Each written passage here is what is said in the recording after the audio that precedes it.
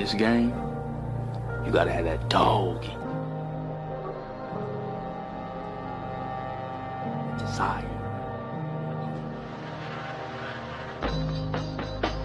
The dog inside you is what drives you to finish. The dog drives you to dominate. When it's one-on-one in the hole, when it's one-on-one, the ball is in the air. That dog makes the play.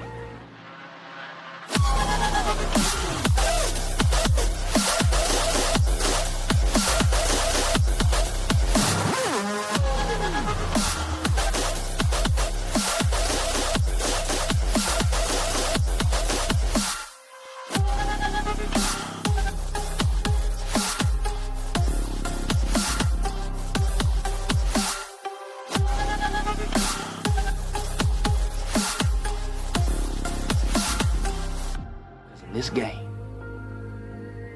the bigger dog wins.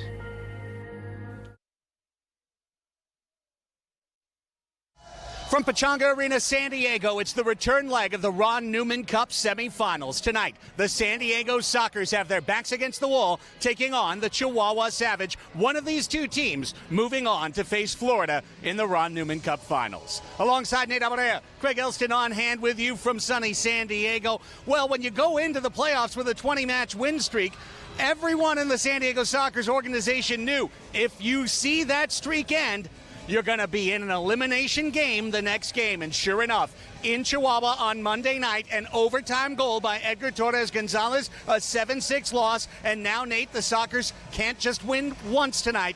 They got to win twice. They got to win twice, but they're on their home turf. They're in the grand old arena. They call this thing the Ron Newman Cup, right?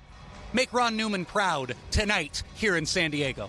Sockers get back talented midfielders Brandon Escoto and Charlie Gonzalez. However, they may not have Leonardo de Oliveira. He is not out in warm-ups. Melissa May will have more on that, but bottom line, it means offense needs to go through Tavoy Morgan. First team All-MASL, 39 goals in the regular season. Sockers need him to be hot tonight. They would have needed Tavoy anyway. If Leo's out, they really need Tavoy Morgan to be Spanish Town rocking here in the arena tonight and get that offense flowing through him, the way that Leo always has it, flowing through him. That's the kind of replacement effort that they'll need tonight, as he also can do his own thing and work his own kind of magic.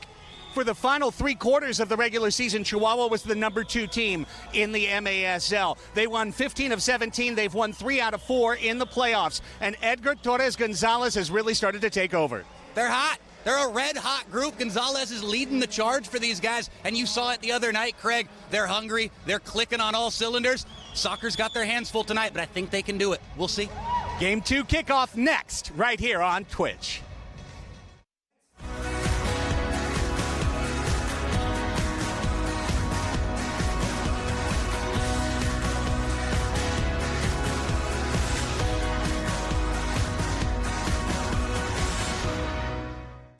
Here at Front Wave, our members are built different. They don't just talk of success. They roll up their sleeves and get it done. And with serious value on banking, lending, saving, planning, Front Wave is right there with you. So dream big. We got you. Superstars aren't born. They are forged on the field. Benji, shoot! Oh my goodness! No, he didn't do it! Start your journey at the MASL Pro Player Combine in Mesquite, Texas this October. Oh my word! You'll never see a volley of its equal! My jaw just dropped and punched my ankles. By Ian Bennett from distance! How did he do that? Learn more at maslsoccer.com.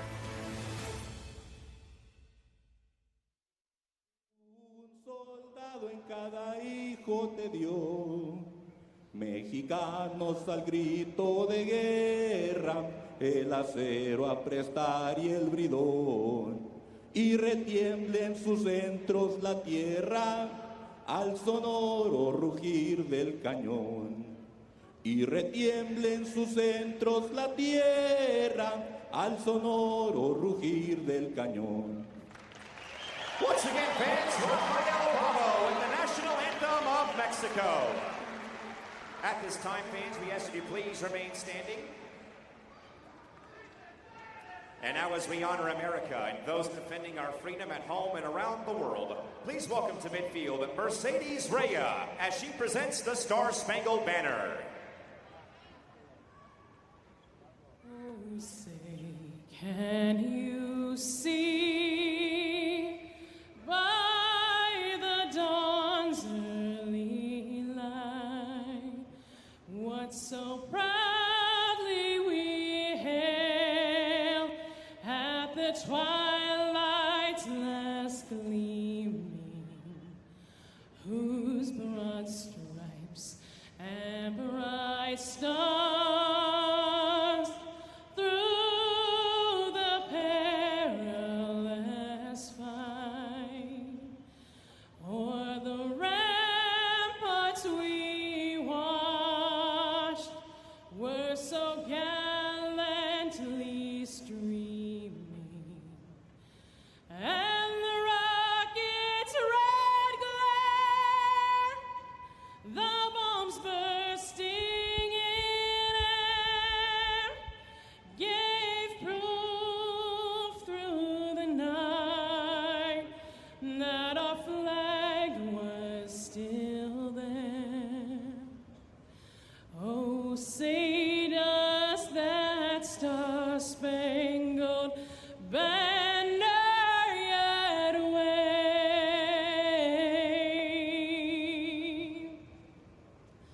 o'er the land of the free and the home of the brave? Once again, fans, a round of applause, please, for Rafael Bravo and Mercedes Reyes with the national anthems of Mexico. Our anthems are complete, and we are just moments away from kickoff. It's leg 2 of the Ron Newman Cup semifinals. The San Diego Sockers, the Chihuahua Savage, the SD Sockers 2 currently being honored at the Center Shield for winning the M2 Cup. The Sockers want to follow suit and make it back-to-back Ron Newman Cups, but they are on the back foot coming into tonight. They need to win this match too. It's a must-win, and if they do, they will earn the opportunity to play a 15-minute Game 3 to follow. Craig Elston with Nate Alvarez and our TVX video crew. Let's go down to the floor and welcome in the third member of our broadcast team, sideline reporter Melissa May. The Sockers team that headed down to Chihuahua this past Monday were without their top 3 midfielders in Leonardo de Oliveira, Brendan Escoto, and Charlie Gonzalez. But thankfully, Escoto and Charlie are both slated to play in tonight's lineup. Unfortunately, even with the massive efforts of the Sockers medical staff, they were not able to get de Oliveira to where he needed to be, so he is out tonight. I did have the opportunity to speak with Gonzalez before tonight's game and get an idea of where his mind's at, especially after missing Game 1 of the semifinals, and he simply said, I'm ready and I'm excited. Craig, Nate, to you. Thanks so much, Melissa. Hoping you'll have a lot of activity this evening, certainly up here from the gantry on the top row, north side of Pechanga Arena, San Diego, where these two San Diego Sockers broadcasters are located. We're hoping to call a doubleheader this evening. Not going to be ashamed to admit that, but it's uphill sledding for the San Diego Sockers, Nate, and this team has great depth. There's no question, and we've seen that depth on display throughout the course of the season, but it's been rare to see an omission from the top of the call sheet, and I think a lot of people around the Sockers would rate Leonardo de Oliveira as the team's best player, the team's best all-around two-way player, the player through whom the offense goes. It was absolutely criminal that Leo was left off the MASL 2 all-league teams.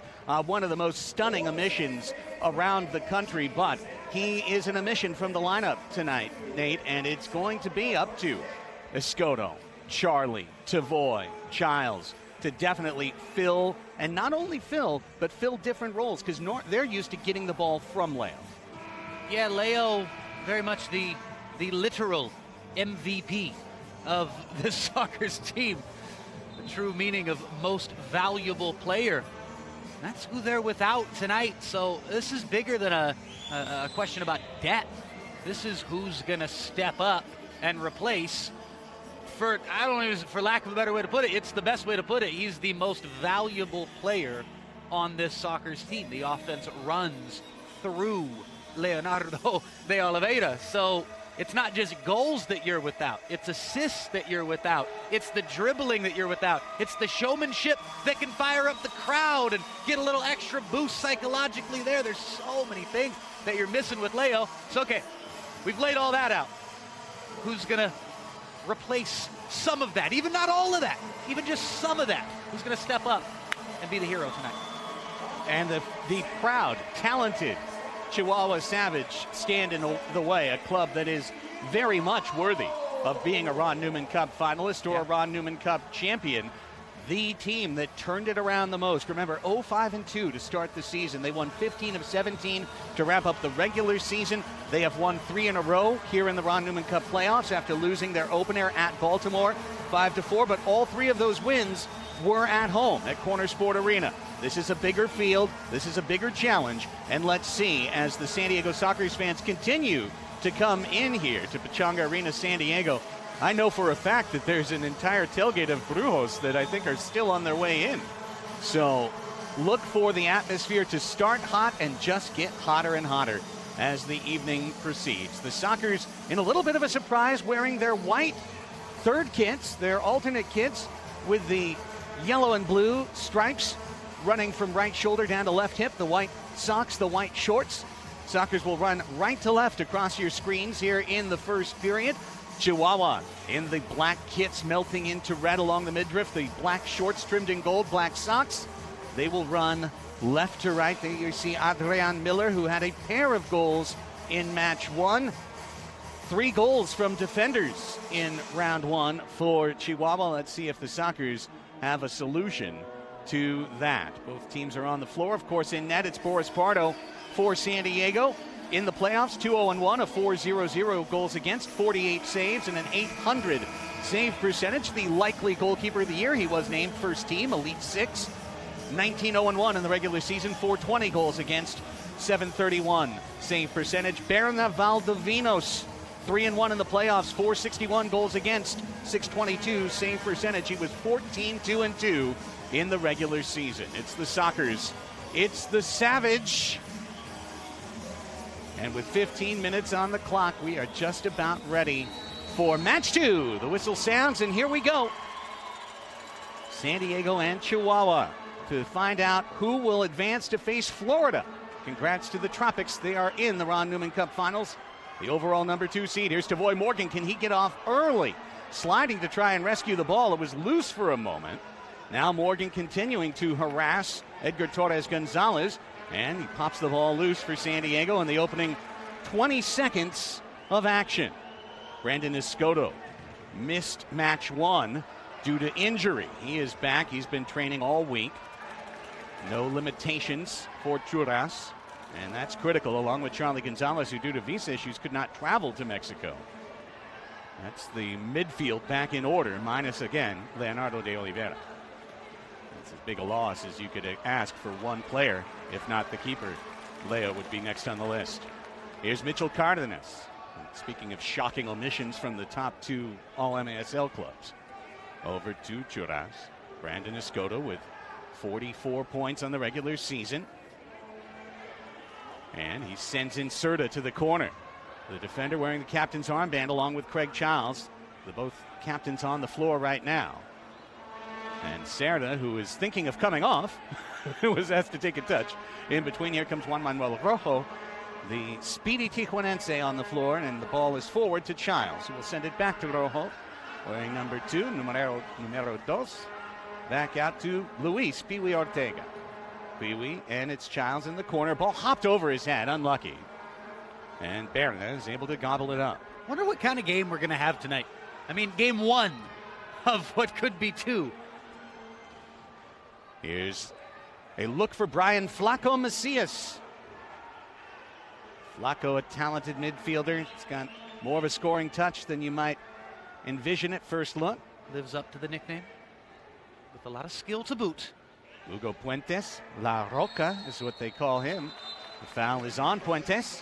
And when I posed that question of what kind of game it's going to be, I'm really curious how long it's going to stay in that early kind of cagey feel, the boxing analogy of the two fighters kind of feeling each other out before any real punches are thrown. And I feel like that style of game very much suits Chihuahua more than it suits the Sockers. A foul called on Morgan there. Remember, you get 3 personal fouls in a half. If you commit a 4th, it's an automatic blue card. If you commit 6 overall personal fouls in the game, you get red carded out of the match. Adios. Guerrero Pino on defense in the near corner. Sockers and Savage testing the waters in the early couple minutes as this ball is a Sunday hop on a Sunday evening to Boris Pardo. Boris uses the full clock and has Cerda as his outlet along the southern wall. Cesar Cerda, nice ball to Charlie Gonzalez. Charlie trying to dig his way around Uriel Zuart. Zuart was able to get the better, the rookie. Berna with the ball on his foot now. Lifts it. Cardenas trying to make a play on that ball. Puts it into the air, and it's down to the shoulder of a Savage. Brian Aguiar, the former Monterrey Flash and probably soon to be future Monterrey Flash. Monterrey coming back into the MASL next year. Many of their star players are on the floor for Chihuahua tonight. Oh, good ball, Charlie. And excellent read by the former Socker, Raimundo Contreras. Would have been 2v1 down low if that pass got through. Berna under some pressure. Sockers can react to this ball. Brandon Escoto with Aguiar on his back. And stepping in Escalante on the challenge. Back to Cardenas. Finding Childs. And bad touch. Over for the back heel try by Escoto. Choras getting cheeky. Hey, there's a little fill in for Leonardo right there. Brandon Escoto's a player who could step up and have a big game tonight and bring that showmanship and combine it with effectiveness. Cardenas. That's one of the things about Leo that I love so much. Is it's so much razzle-dazzle, but it's all for a purpose. Yes, sir. There's not a wasted movement with Leo. Charlie trying to step in on the challenge on Enrique Cañez. Kike is chasing, and the Sockers get the ball back. Sometimes with Escoto, it can be a bit of the opposite. Sometimes there's some, what you might want to call pointless touches. Yes. When it comes to the showmanship. So I hope he can find that middle ground tonight and really be what they're missing without Leo. Pino will test Felipe Gonzalez, trying to leave it for Tavoy. Tavoy dropped at the top of the arc, and no whistle, none sounded, none was worthy of sounding. Right, no call. Jorge Pareja Rios got his pocket picked, and then the ball was in the legs of our official, Ryan Sigich, for a moment. The officials for today's match brought to you by Capelli, official uniform sponsor of the MASL. Ryan Sigich and Rich Grady are on the floor. Brian Elliott is the assistant referee, and our 4th official in the box is Ramiro Delgado. Tavoy now. Working through the 5th minute. Still scoreless. Morgan saw the double team, played it along the wall. Rojo is back in defensive midfield to collect for San Diego. Rojo had 3 goals against Milwaukee. He's been sent in. Rojo shoots! The punch saved by Berna. Valdovinos popped it in the air to himself. Under 10 in the first quarter. What kind of match indeed? A nervy one through 5 minutes. They're barely 5 minutes in, so I hate to go full Van Gundy in the first quarter, but is there not a different goalkeeper's kit that could have been worn this evening with the Sockers wearing white in the field than the gold and white with the full white back? I feel like they could for Valdovinos. Valdovinos with a lovely ball forward. He's playing in the defender Medrano. What a ball. And Medrano gets called for the foul. Medrano commits the foul. What a ball that was from Valdovinos. I'm not sure if it was the white and gold shirt that helped him there, but that was a brilliant ball. We have a blue card coming out. I think it's too many men on Chihuahua. Wow. It is. Well, hang on. Yeah, and it is. Yeah. Peewee was looking, saying, what? Us? No, them. Wow. And a interesting call here, Nate. Too many men on the field was the penalty that sank the Sockers in Chihuahua. Eerie. And now here in the first quarter, it's Chihuahua. Yeah, well, this isn't going to sink anyone. It's 9:25 left in the first quarter, but in a game where I kept talking about this thing having that kind of cagey early feel, here's the first little creak and open of the door for either side, and it's for the home side and long sleeve white kits on a Sunday night in San Diego. The Sockers led the league in power play percentage in the regular season, 27 of 45. In the playoffs, they are 4 for 4 on the man advantage and looking to keep that alive as this Sockers power play began with 9:25 remaining in the first quarter. It'll count either to 7:25 left or to a Sockers first goal. Craig Childs, master of the power play. Charlie Gonzalez in Leo's spot as the playmaker. Interesting. Tavoy Morgan in the middle. And Christian Gutierrez ready to shoot on the wing. Brandon Escoto's lurking on the back post. Childs digs it out. Minute 30 left in the man advantage. 5 for 9 are the Savage killing penalties. Great save by Valdivinos. Diving to punch. And that one is rolling up Charlie and out of play. First shot on goal within the first 40 seconds of the power play. At that rate, you should, get 3 by the end of it, guaranteed in the 2 minutes, put at least 3 shots on goal. Flacco doing a good job pressuring Gutierrez in the back, and the Sockers have a minute 13 now, working the ball up the field. First power play of the night for either team. No score. 8:30 left here in the first quarter right now, and a minute 5 on the San Diego man advantage. Juras keeping the ball moving. Gutierrez to Tijuanense connecting here. Juras couldn't get past Flacco at the top. Now down Childs. Childs had the ball hop up on him on the touch. Escoto asking for it. It's Tavoy in the middle. Tavoy turns. His shot blocked by Miller, and a handball called on Morgan. So with 44 seconds on the man advantage, a chance for Valdivinos to throw out here, or kick out and rag some time.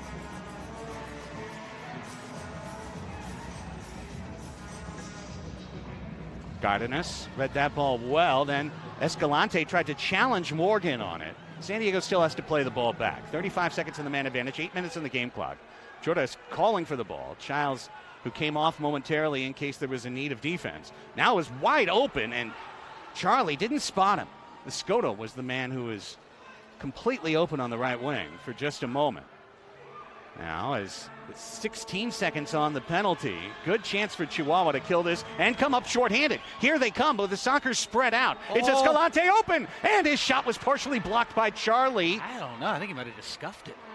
And that kills the power play, and the best chance of all may have come from Chihuahua. Oh, absolutely. The best chance of the entire 2 minutes there was for the team who was playing down a man. Timeout on the floor, the media timeout. 7:26 left in the first quarter. Game 2 of the Ron Newman Cup semifinals. Chihuahua leads the series 1-0. Game 2 is scoreless. This is the MASL on Twitch. All right, yeah, thanks, for sure. I'll be there. Hey, wait, hold on. I'm running by the field right now. You're never going to guess. Dude, Medina's here. I think he's trading for a comeback to the Sockers. What are you talking about? Medina? He retired 2 years ago. He's too old, bro. Oh, dude. You're right, bro. He's too old. Okay, so that barbecue, yeah. Don't wait for the mail. Call your Cairo today. Dr. Corey's office, how can we help you? I got this. Let's get him in. Okay, sounds good, Mr. Medina. We'll see you shortly. We welcome you to the new home of the MASL here on Twitch. Make sure to make a free account. Follow MASL_soccer and join the watch party in the chat. No score. Sockers Chihuahua Savage here on Twitch. The Florida Tropics yesterday were in the exact same spot as the Sockers, needing to win twice at home, and they got the job done. 4-2 win in the regulation game, 4-2 win in the extra time knockout game. Ricardo Diegues, a gorgeous chip in over extra time. Rainer House, the keeper of selection, played well. Florida is in their first ever Ron Newman Cup finals. One of these two teams will oppose them. If the Sockers advance, they'll be the top seed. If Chihuahua advances, Florida would get to host the grand final. Congrats to Clay Roberts and to former Soccer Taylor Bond and the rest, as Tavoy is down. Free kick coming from a dangerous spot for San Diego. And even though the power play is over, pretty good spot here. Who's stepping up to take this? What kind of training ground masterpiece can the Sockers come up with? A little bit of a staggered wall here. Ryan Sigich trying to measure them off. Look for a little clip to Christian at the back post, too. Oh. Escoto. Charlie. Well, there it is. And too slow. Christian. That was what I was suggesting just 5 seconds later. And that ball just stayed up in the air. Christian, no chance to bring it down and put it on net. Throw out for Berna. As you start to hear, Los Brujos de 78. We've got more drums in the house than I've ever seen for a Sockers match. Love it. Here comes Peewee. This little 4-touch run, 5 touches, 6 touches. Looking for Juan Gonzalez, and Adrian Miller disrupted that play. At the moment of truth, it could have been a great chance for Juan Gonzalez. On the far post, Miller did just enough to touch the ball away from 77. Flying forward at number 77. Guerrero Pino. Now there's Tavoy. Good read, easy read. The intercept by Zuart there. Chiquis Garcia, Alan Garcia trying to keep the pressure up, and the Sockers recover the ball with 6.5 minutes left in the scoreless first quarter. Looking for Tavoy off the head, rattling on a ricochet into the right corner. The double team, Tavoy keeps the ball moving. Guerrero Pino, Peewee Ortega. And Brandon Escoto as Tavoy comes off and Charles comes on. Escoto taking a touch to the middle. Doesn't have anywhere to go right now. Well marked, and a little switch on defense there by Chihuahua. A switch on Twitch. 9 minutes done in the first. Peewee tried to a little fake, and now he's going to step on his own ball. No, Zuart got there just in time. And as Peewee blows a tire, the ball comes loose to Pino. Pino's child saying, hey, I'm here. Escoto says, I'll curve this shot. Garcia with Aguiar on him. Escoto heads the ball to keep it alive. Childs heads the ball to keep it alive to Guerrero Pino. 5.5 now. Juras trying to get past a much larger man in Quique Cañez. I think Escoto just fell on his own there. I think he realized it. Yeah. Brandon thinks every foul should be accompanied with a whistle. Many are. Ooh, Felipe gets rubbed out on a foul there. Hard foul. It's going to be a hard game. Ooh. Just avoiding a cardable foul there was Brian Aguiar, which means it's a very professional foul. Cardenas. Excellent defense so far by Chihuahua in this match. They are pressuring. They are man marking. And they are doing a good job of not allowing the Sockers to win 1v1s. Sean Callahan gets a shift now. The Sockers 2 graduate wearing number 18 running through offensive midfield. Sockers play the ball in the back with Cerda and Cardenas, and that pressure line is extended for Chihuahua. They win the ball out of the air, which was a consistent theme down south of the border. It's being the better club in the air. Again, it happens. Escalante beat Childs to the ball in the air. 4.5 left in the first quarter. I'd say this quarter's gone very well for the visitors from Chihuahua. It's had exactly the kind of feel I was talking about in the opening couple of minutes where it felt like it was going to be that way. Huge energy happening from the supporter section right now behind Boris Pardo. Much love to the soccer supporters. Much love to the visiting Porra from Chihuahua. Felipe gets run off the ball by Escalante, who really did a good job physically to deny Felipe any path to the ball. You know, it's great. As I'm talking about the visiting supporters, you don't see that many fans. Even Ontario, just up the road, doesn't normally bring in that many fans traveling to support the team. Sockers also don't normally face, I'm just going to say, this whole season. Look out, 2v1. Macias. And great run in by Cerda there. Ball was still loose. Gutierrez got a touch. It's going to stay in play on a funny hop.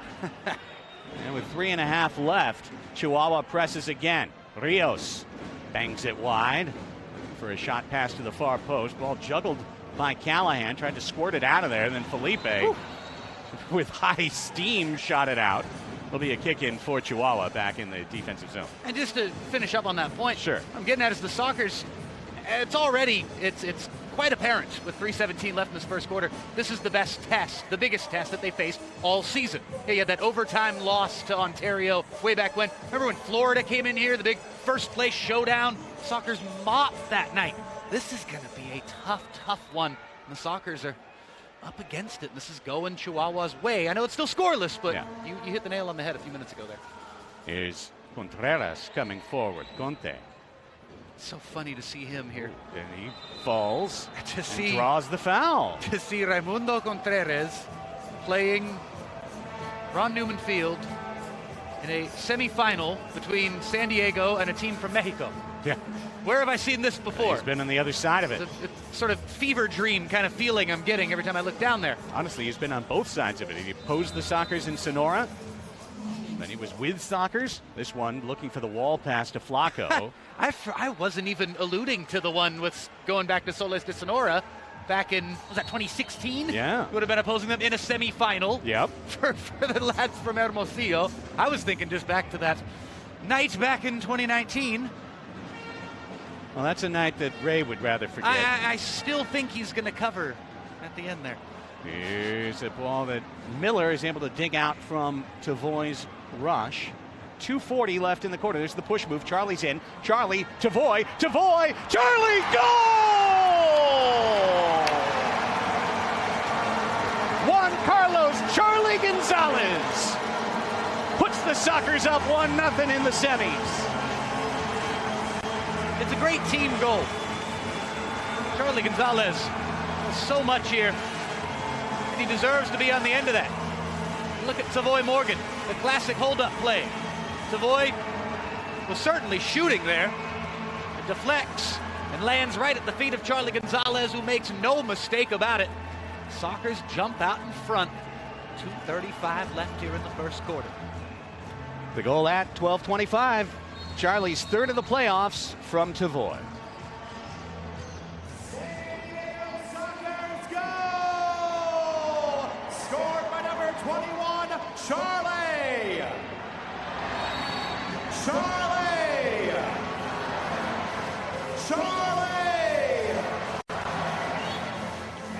We've got a great crowd here tonight. As you see the whistle, now the ball sent in, looking as that one popped over the crease. No one could touch it for San Diego. Rojo puts it into a sticky spot. So does Felipe, and then he bends it out of there. 2:10 left in the first quarter. Sockers now up 1-0. And you always wonder, breaking through, does it change momentum, and how? Yes Miller. and yes. Yeah. Gets the crowd into it, that's for sure. I saw someone in the chat going, why is San Diego? This is the biggest crowd of the year. We'll have over 2,000 in the house, and it's the biggest supporters section, I'd say, in league history, in terms of people here to truly make the noise for San Diego.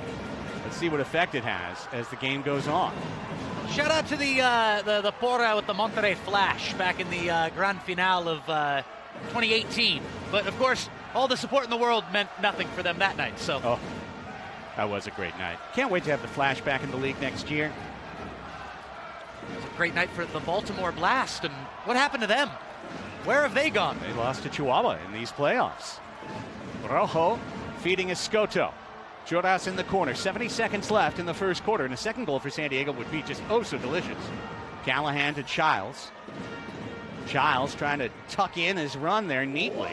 Rojo, final minute. Minute 15, first quarter.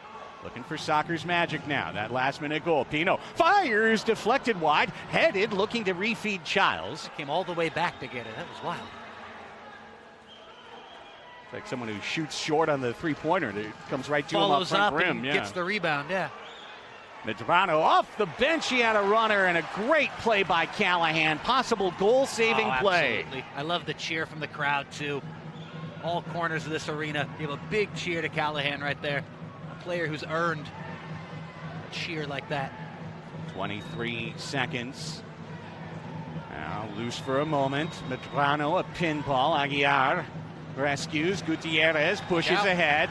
Here comes Gutierrez. Berna got above the red line, punted it. Pino won that aerial battle, but down to Garay with 6 seconds. Garay passes it, and it's stolen. It's started with 3 seconds, and with 2, a great run will come up empty. Oh dear! Oh, no. Nope. Cañez knocked out his feet. The quarter's over, guys. They'll play the horn the second time because nobody down on the floor heard it. I think the Brujos were drowning them out down there. End of the first quarter, 15 minutes complete from Pechanga Arena, San Diego. The lone goal, Charlie Gonzalez from Tavoy Morgan. And it's good for a 1-0 Sockers lead. You're watching the Ron Newman Cup semifinals on Twitch.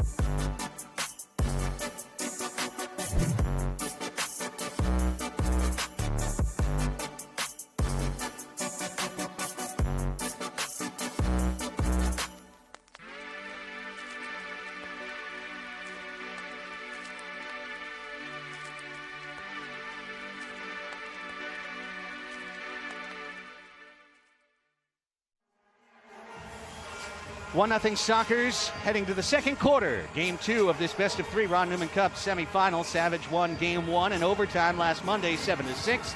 Sockers leading this one 1-0, needing a win to force a third 15-minute knockout game.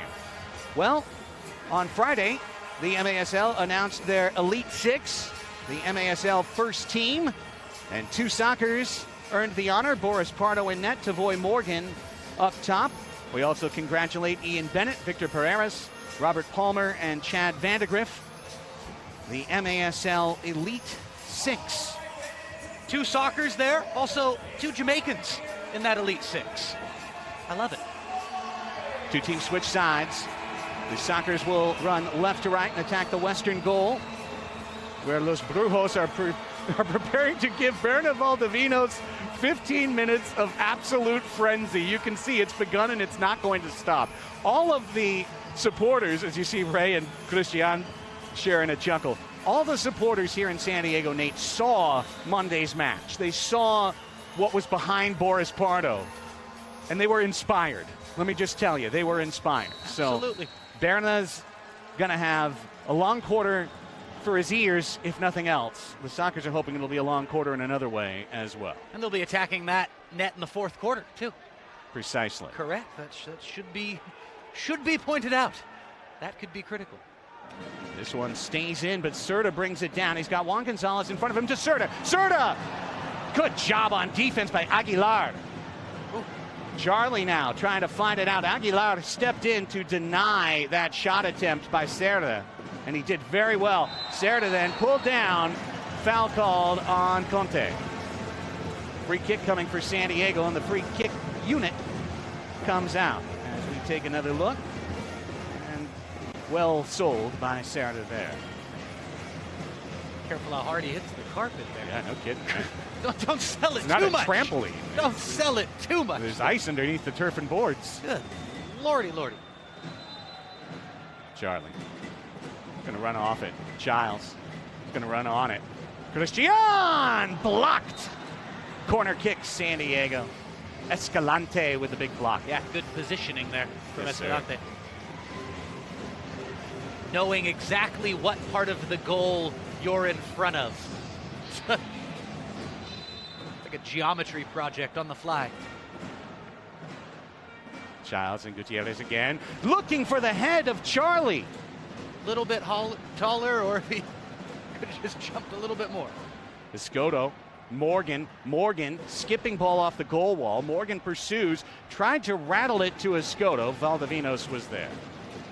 Berna wings it out. It's an outman wing rush right there for a second. Garay, as the Sockers were trying to change, there's a man in the middle. Garay gets measured well, and Charlie was there to break up the play. Then Aguilar comes down with the steal, rolls it. It's Rios stepping over Childs on the block. I think Boris had it covered, but yeah, Childs was not to know that.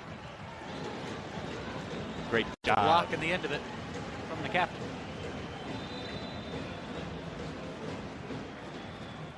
Escalante rims it off the glass. He was trying to play it to Miller. He does.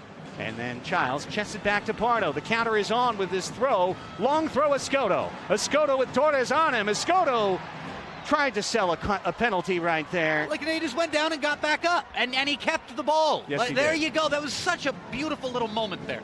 Charlie trying to send in Cardenas. And Macias got there first. It all happened so quickly. There's so much summed up in what we just saw there with Escoto. Truly. Edgar Gonzalez. So much embellishment in this game, and the dark arts, whatever you want to call it. Get back up and play. It's probably your best option more than half the time. There you go. Macias comes off as the Savage possess an offensive midfield. First 2 minutes of the second quarter gone. Los Brujos creating intense atmosphere here as Carlos Popper Hernandez goes to work. Popper had 2 fourth-quarter goals down in Chihuahua. Keep your eye on number 77, a left footer. Now that blind pass forward, trying to send in Felipe. He was making a good run, though. He was making a good run and called for it, had a chance to get in behind. I understand the playing of the ball. It just needed to be much better. Torres did well, comes on in. Edgar Gonzalez has his shot blocked by Peewee. Now the Sockers have a chance to get out and run. It's Christian Gutierrez. He's going to get on the end of this with a man in front of him. Gutierrez, he poked it back to the wrong team. Garay was there. He was hoping to have a friend on the bench wall. Christian just ran out of gas. It took so much to get to that ball. He has to stay out on defense, though, as Zuart sends it back to Valdovinos, who uses his touch. Sends the ball forward. Pino then lost by Garay. Here comes Garay. Got it away from Pino. Sends it over on right wing. 3rd minute. Chihuahua on the attack. Here's Zuart. Uriel Zuart.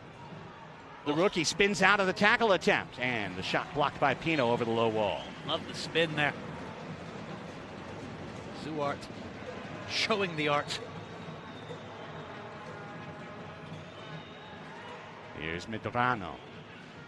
And Cañas, Enrique Cañas. Quique, who had an empty net goal-scoring barrage against Baltimore in that 3rd game, the extra time knockout game. Cañas. A goal-scoring blast. Yeah, got him up to 4 goals for the playoff. Medrano. Over to Zuart. Good possession here by Chihuahua. Here's Gutierrez, who's on a long shift, stepping up to steal the ball. Escoto sent it forward, but Peewee was heading off. Now Callahan, who had a huge defensive play to end the 1st quarter. A lot of the arena realized that Peewee was heading to the bench. I thought it would look like an open fly pattern. And the receiver. Oh, look out, Zuart, open for the moment. Zuart falls and the foul is called, and it's going to be a great free kick coming up for Chihuahua. Fuentes asking for the card. Zuart, I mean, that's interesting. That's close. In a shooting motion there. He's setting up to shoot and gets taken out with both legs from the trailing defender. I've seen blue for a lot less. And I'll leave it at that. A great chance, and look at Rios. He is wide open right now. This ball should go to 16. There it is, and Rios missed it. He had it. My goodness. Rios had the open goal. They gave it to him.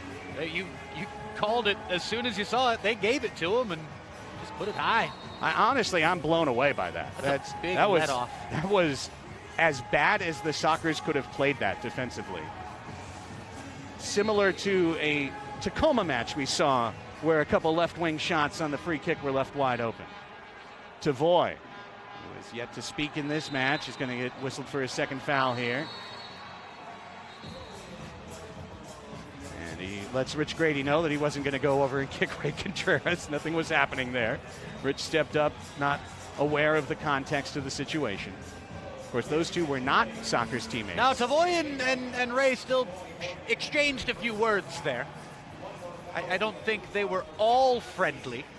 That was the 3rd foul on Tavoy. I said 2nd, but that is the 3rd. So that's huge. 10:48 left in the quarter, and Morgan is 1 foul away from giving Chihuahua a blue card.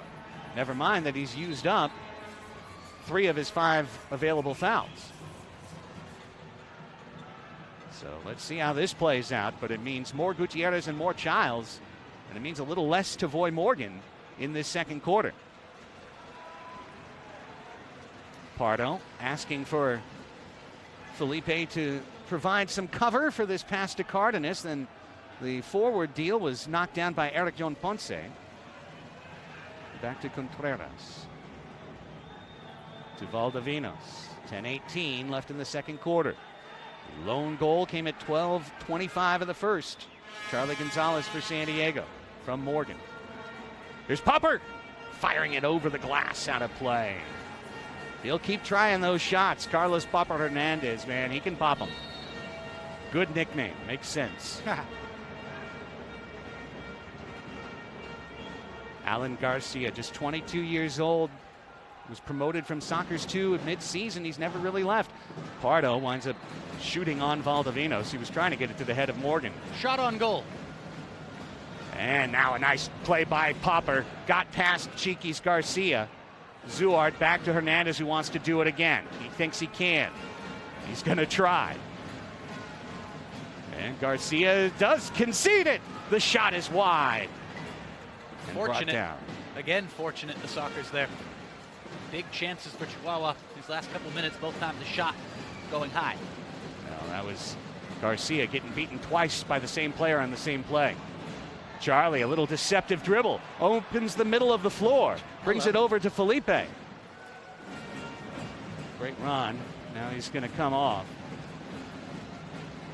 With 9:05 left in a nervy second quarter. The Sockers can get the next one. It'll change the timbre of this game in a big way. Pino. Guerrero harassed. Got it away. Diagonal distribution to Peewee. Peewee cuts it for Childs. Childs had his eyes over his shoulder looking. Childs battles Miller in the corner. Cañez comes over. Cañez dumps out Childs. Childs fell through his back. Cañez keeps the run alive through three men. Enrique Cañez just wide. And now Popper taken away by Pino. Wild action. Great chances for Chihuahua. That's 4 now in this quarter. Aguilar. Brian Aguilar. Again, the Sockers are very stretched out. Uzard on the back post. The shot didn't get there from Garay. Lifted up by Christian. Felipe's trying to come off. And his twin, Juan Gonzalez, comes on. Under 8 to play in the half.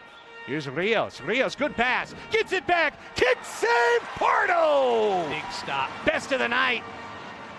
Either player. Escalante the steal. Sockers are 6s and 7s right now. And the foul on Cerda. Escalante begging for a blue and begging for a challenge. And let's see if Luis Jaime Borrego wants the challenge. We're going to take a look first at the great chance by Rios and the better save by Boris Pardo. Incredible. Maximum pressure. Now remember, each team in the Ron Newman Cup playoffs is allowed one video review per regulation. And you for the whole game? For the whole game. Now you get one back in overtime. Okay. And you would get one back for the third game. But you get one, but you can review a lot, including trying to turn a no call into a call. Here's Gonzalez. It's one of those things you feel like you want to save till late. Terrible pass. Stolen away by Escalante, who's had about 3 steals in the quarter. Sockers have been a hot mess for the last 3 minutes. Here's Torres on the attack. Chips it. Looking for the corner, Rios. Jorge Rios. Escalante. Torres in the middle and Garay on the back post. Escalante. Finding Aguilar. And Chihuahua looks very confident right now. Rios. Made his run and didn't have anywhere to go. So he sent it over to Torres, and it's Edgar's turn now. Torres just cracks it off the Soccer Script logo. Ball is loose at the side of the crease, and with Medrano all over Cerda. Now Garay steps in. Cerda is forced back into the corner, takes a hit to the small of the back. Cardenas in tight pressure, knocked away by Medrano. It's again a chance for Cardenas to dig it out. Again, he makes the wrong option, and it's back to Garay, and it's back to Medrano. And Medrano steps past his man, and Chihuahua's got the ball on a string. Well, Sockers just continuously want to play out of the back. At what point do you just clear your lines? Torres.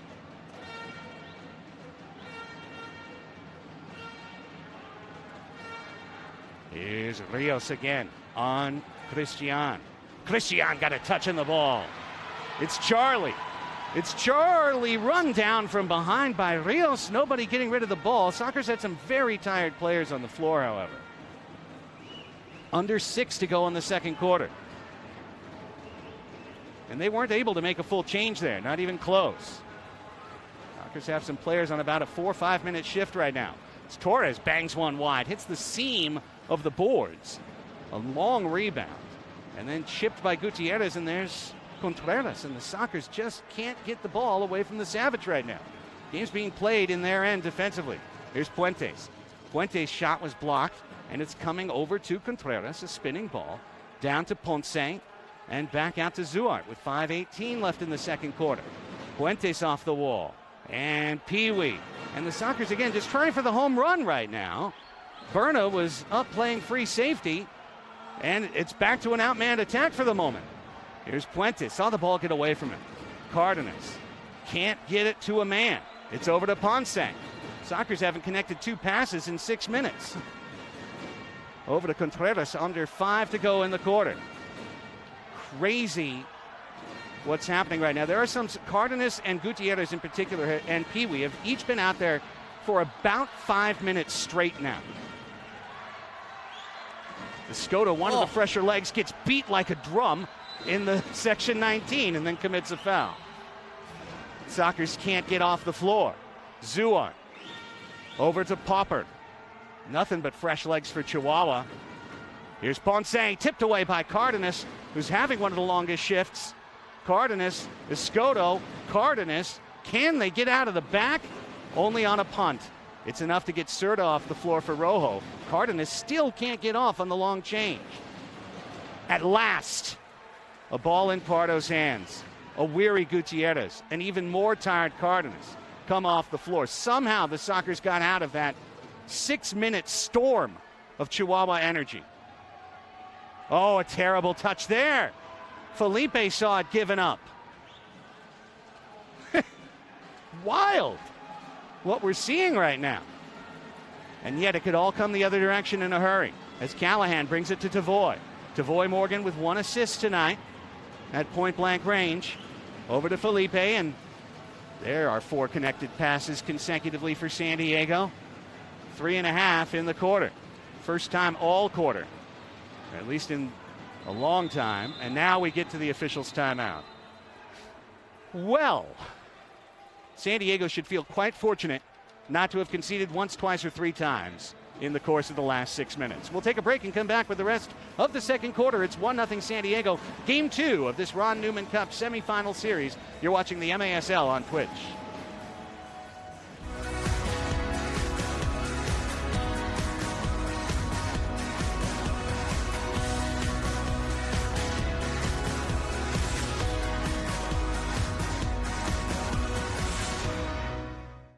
Here at Front Wave, our members are built different.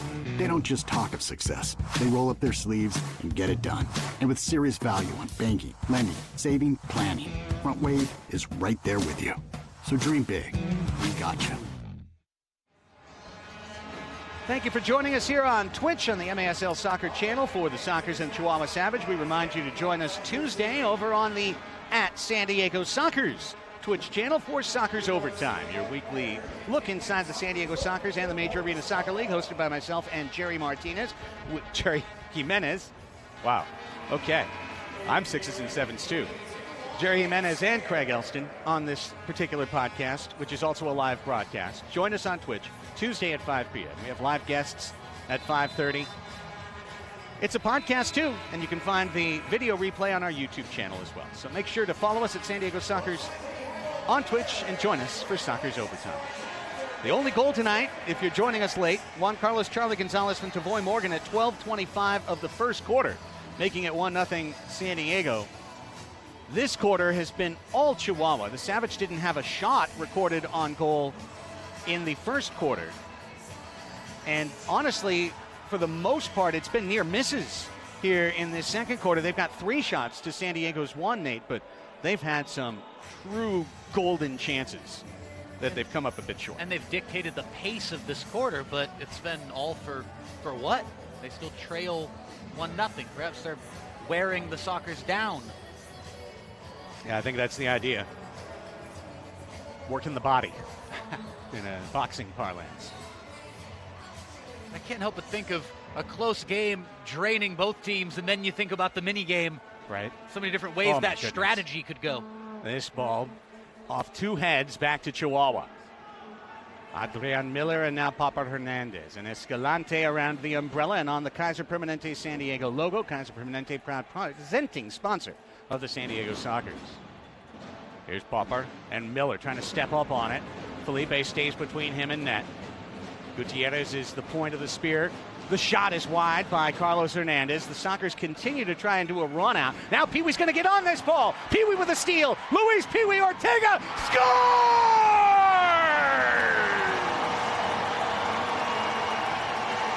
Peewee Oh, 2-0 Soccer. And this place is absolutely rocking, and I love seeing the full replay here. Back to front. It's got to be said, completely against the run of play. Whether it's at home in front of the raucous crowd or not, Chihuahua, as we've said, have dictated the pace of the last 6 or 7 minutes of this game. And Peewee Ortega says there's some pace for you. Dictate that. 2-0. Peewee doing the airplane, going crazy. His first goal of the playoffs, his second goal of the entire season, unassisted at 12:15. Let's celebrate it. Luis. Luis. Luis. I would have said Peewee. Shot wide. And Chiquis trying to dig it out of hot pressure. Cardenas tips out Gutierrez. If he can get on it, it's 2v1. He got it to Juan Gonzalez. Gonzalez! Oh, baby! Just missed the most ridiculous pinball shot I would have ever seen in my life. Gonzalez is still going. That was like a trick shot from the pool table. I'm telling you. Oh, that was great. If that had scored, I would have absolutely lost my mind. You would have had to pick it up off the floor. Oh, I do that every Sunday. I know. We thank you for it. Minute 50 left in the second quarter. That was something. That would have been one of the goals of the year, that's for sure. Giles hunting this ball. And where does that even go on the Wallace Score definition? Yeah, that's like a whole other category. Double Wallace Score, right. Yeah. True. No Wall assist. The Wall scored the goal. Oh, tried to step to the right foot there. Had a great run. Giles in the corner. Under 90 seconds. Sockers have 2 now. And again, Sockers magic would be deadly to Chihuahua here. Ooh, barreled down is Scotto. The card's out from the far corner. Rich Grady has signaled the blue card against Garay and the Savage.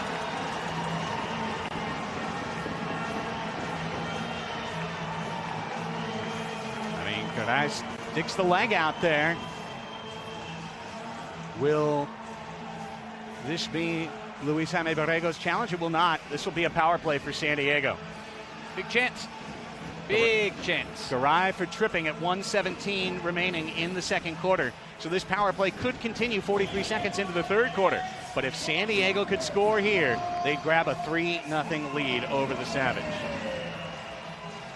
San Diego's first power play tonight came on an unforced error of too many men and wound up being empty. This is their second try.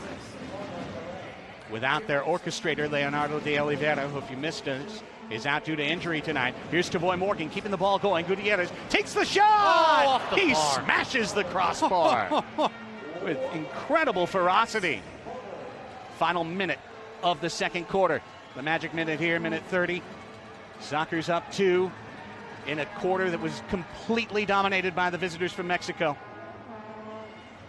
Somehow San Diego got the goal on a Peewee all-out individual effort.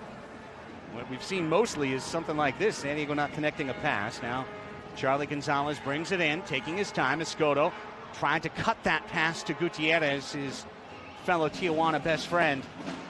And look at this great wall pass. Everything Charlie could do to keep it off the toe. And then it's Pardo, who knows he can't pick that ball up, seeing it squirt with crazy English around the rim of the glass. 15 seconds left in the quarter. San Diego very lucky not to be scored on against the run themselves. 10 seconds. This will go over the wall, and the Sockers will get it back. Why won't the Sockers get it back? That should be San... Didn't Berna just kick that over the wall? Okay, must have touched a Socker on the way. Short-handed, San Diego will defend a free kick here. A short-handed free kick, I should say. Sockers are a man up. Miller off the wall. Funny English. Not much to do this half here. Pardo's going to roll it out. So San Diego will have 43 seconds of power play to start the third quarter. 1 goal each quarter in match 2 of this Ron Newman Cup semifinal. Peewee unassisted at 12:15, deflating 10 spectacular minutes of Chihuahua play. Luis Jaime Borrego saying, let's just keep it going. You can see that motioning with confidence to his team. Let's just keep it going. This game is going the way we want it. However, San Diego will have a chance to rest, plot, and plan for a 43-second power play to start the third quarter. A huge turn in this game, potentially. We are at the half. It is 2-0 San Diego. The shots on goal, according to the official score sheet, 6 for San Diego, 2 in that quarter, 3 for Chihuahua, all in the second quarter. With Nate Abarea and our TVX video crew, I'm Craig Elston. Down to the floor now, where sideline reporter Melissa May is standing by with head coach Phil Salvaggio. Coach, defense really seems to be locked in, and normally we have some pretty good power plays. We haven't been able to capitalize on that. Are you going to be making any significant changes on offense to get us jump started for the second half? Yeah, we're going to have some changes coming up, both all the way around. It's a long game, and hopefully we can stay with the 0 at the end. How important was it to get offensive powerhouses like Brandon Escoto and Charlie Gonzalez back in the game tonight? Oh, it always helps. When you got almost a full team, it helps out a lot. Are you making any strategy changes when hopefully a mini game will be happening after this? Has your strategy changed for this game at all? I'm not thinking about that yet. We're thinking about the second half. We're going to have a change here coming up. Sounds good, Coach. Appreciate your time. Back to you. Thank you so much, Melissa May with Phil Salvaggio. Can't think ahead. There's no Game 3 for San Diego unless you win Game 2. And Game 2 is only halfway done. 2-0. San Diego with the lead over Chihuahua. Again, for all of our new viewers who are joining us potentially for the first time ever here on Twitch, I know we've got a great audience of almost 3,000 watching right now simultaneously. The situation is this. This is a best-of-3 series, and this is Game 2. Chihuahua won Game 1 on Monday night, 7-6 in overtime. So San Diego must win this game. That will then lead to a second game being played tonight. Game 3, the knockout game, which would be only 15 minutes in length, the length of one quarter. And that's what's to come. What's to come now on halftime? An interview with Sean Bowers that we did on Soccer's Overtime. We'll bring that to you, some first half highlights, and we'll be back with the third quarter after this. It's the Sockers 2, Chihuahua nothing. It's halftime for Pechanga Arena, San Diego, and this is the MASL Ron Newman Cup semifinals on Twitch.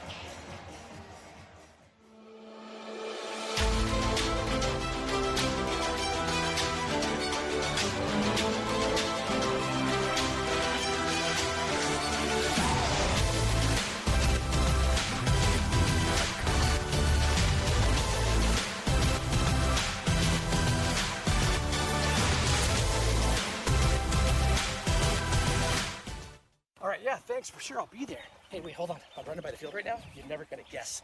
Dude, Medina's here. I think he's training for a comeback to the Sockers. What are you talking about? Medina? He retired 2 years ago. He's too old, bro. Oh, dude. You're right, bro. He's too old. Okay, so that barbecue, yeah. Don't wait for the main. Call your Chiro today. Dr. Corey's office, how can we help you? I got this. Let's get him in. Okay, sounds good, Mr. Medina. We'll see you shortly. Here at Front Wave, our members are built different. They don't just talk of success. They roll up their sleeves and get it done. And with serious value on banking, lending, saving, planning, Front Wave is right there with you.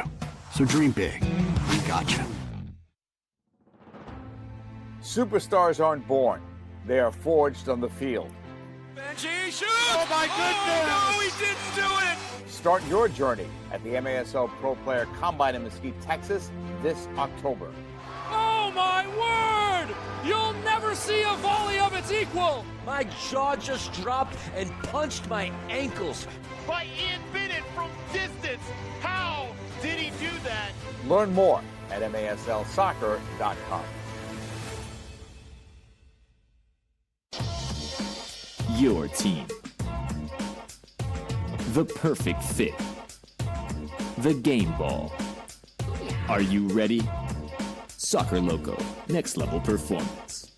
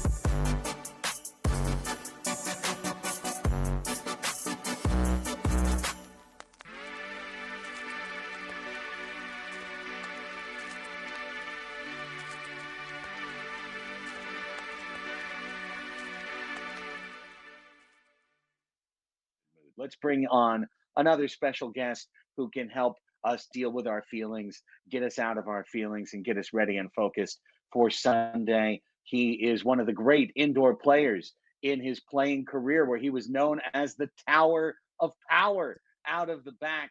Now he is the GM of the San Diego Sockers. He's got a championship ring. He's got a Ron Newman Cup in his office. It just hangs out in his office. And he's hoping to add another. We welcome on Sean Bowers, who's appeared on video before, but is making his live Sockers Overtime debut here on Twitch with Craig and Jerry. Hi, boss. Sean, how you doing? Everything good? I'm cheering to Craig right now. I'm joining you guys. Here you go. Cheers to Craig. Cheers, cheers.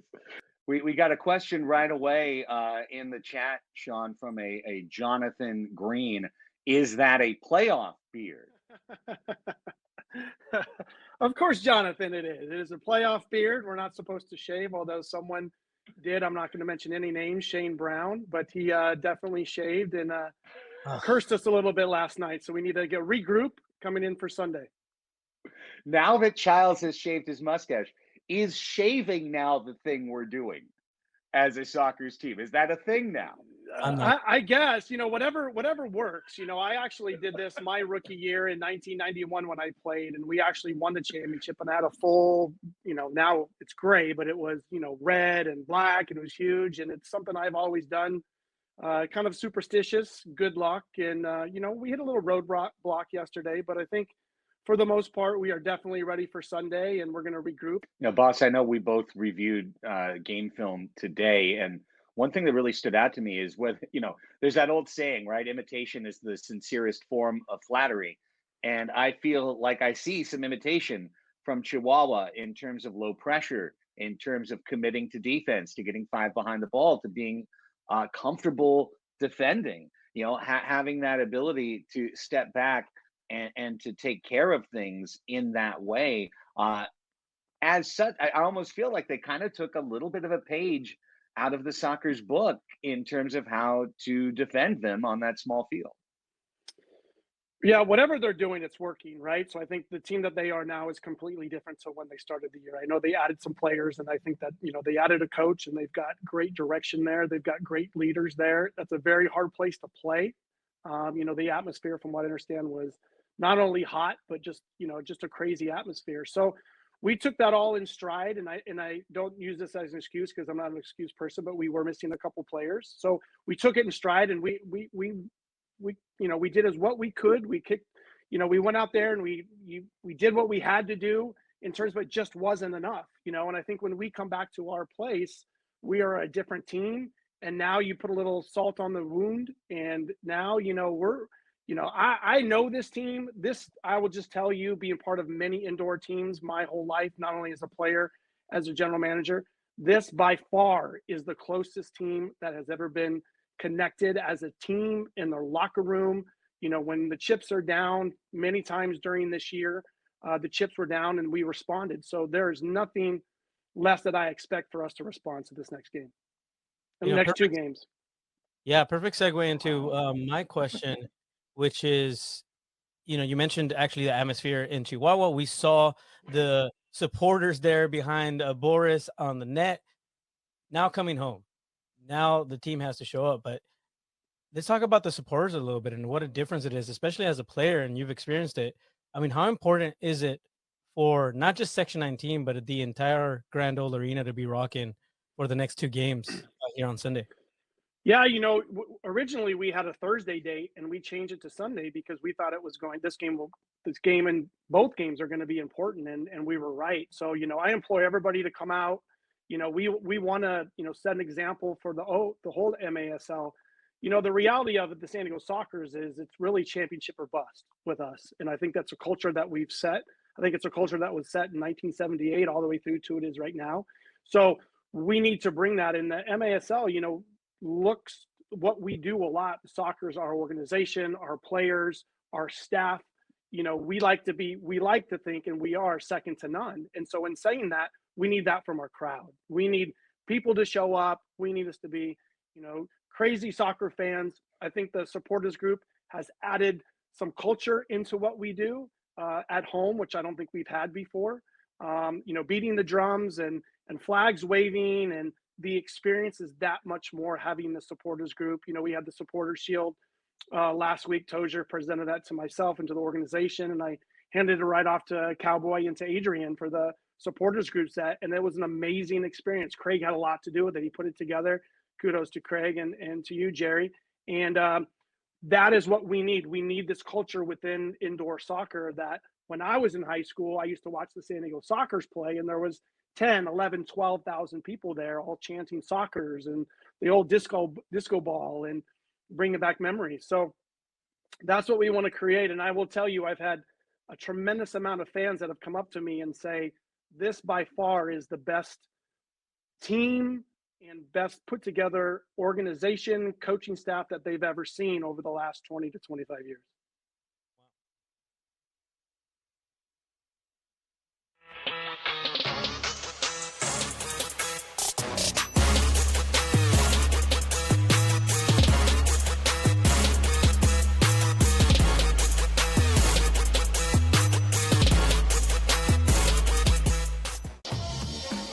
Your team.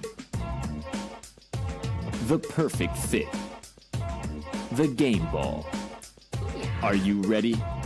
Soccer Loco, next level performance.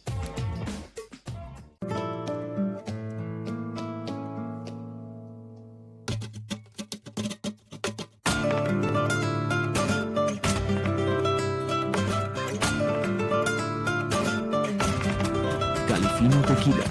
Treat yourself to the Philippines in life. Here at Front Wave, our members are built different. They don't just talk of success. They roll up their sleeves and get it done. And with serious value on banking, lending, saving, planning, Front Wave is right there with you. So dream big. We got you. All right, yeah, thanks for sure. I'll be there. Hey, wait, hold on. I'm running by the field right now. You're never going to guess. Dude, Medina's here. I think he's training for a comeback to the Sockers. What are you talking about? Medina? He retired 2 years ago. He's too old, bro. Oh, dude. You're right, bro. He's too old. Okay, so that barbecue, yeah. Don't wait for the mail. Call your Cairo today. Dr. Corey's office, how can we help you? I got this. Let's get him in. Okay, sounds good, Mr. Medina. We'll see you shortly. We are back at Pechanga Arena, San Diego, where halftime is winding down, and we're getting ready for the start of the third quarter. This is Game 2 of the Ron Newman Cup semifinals.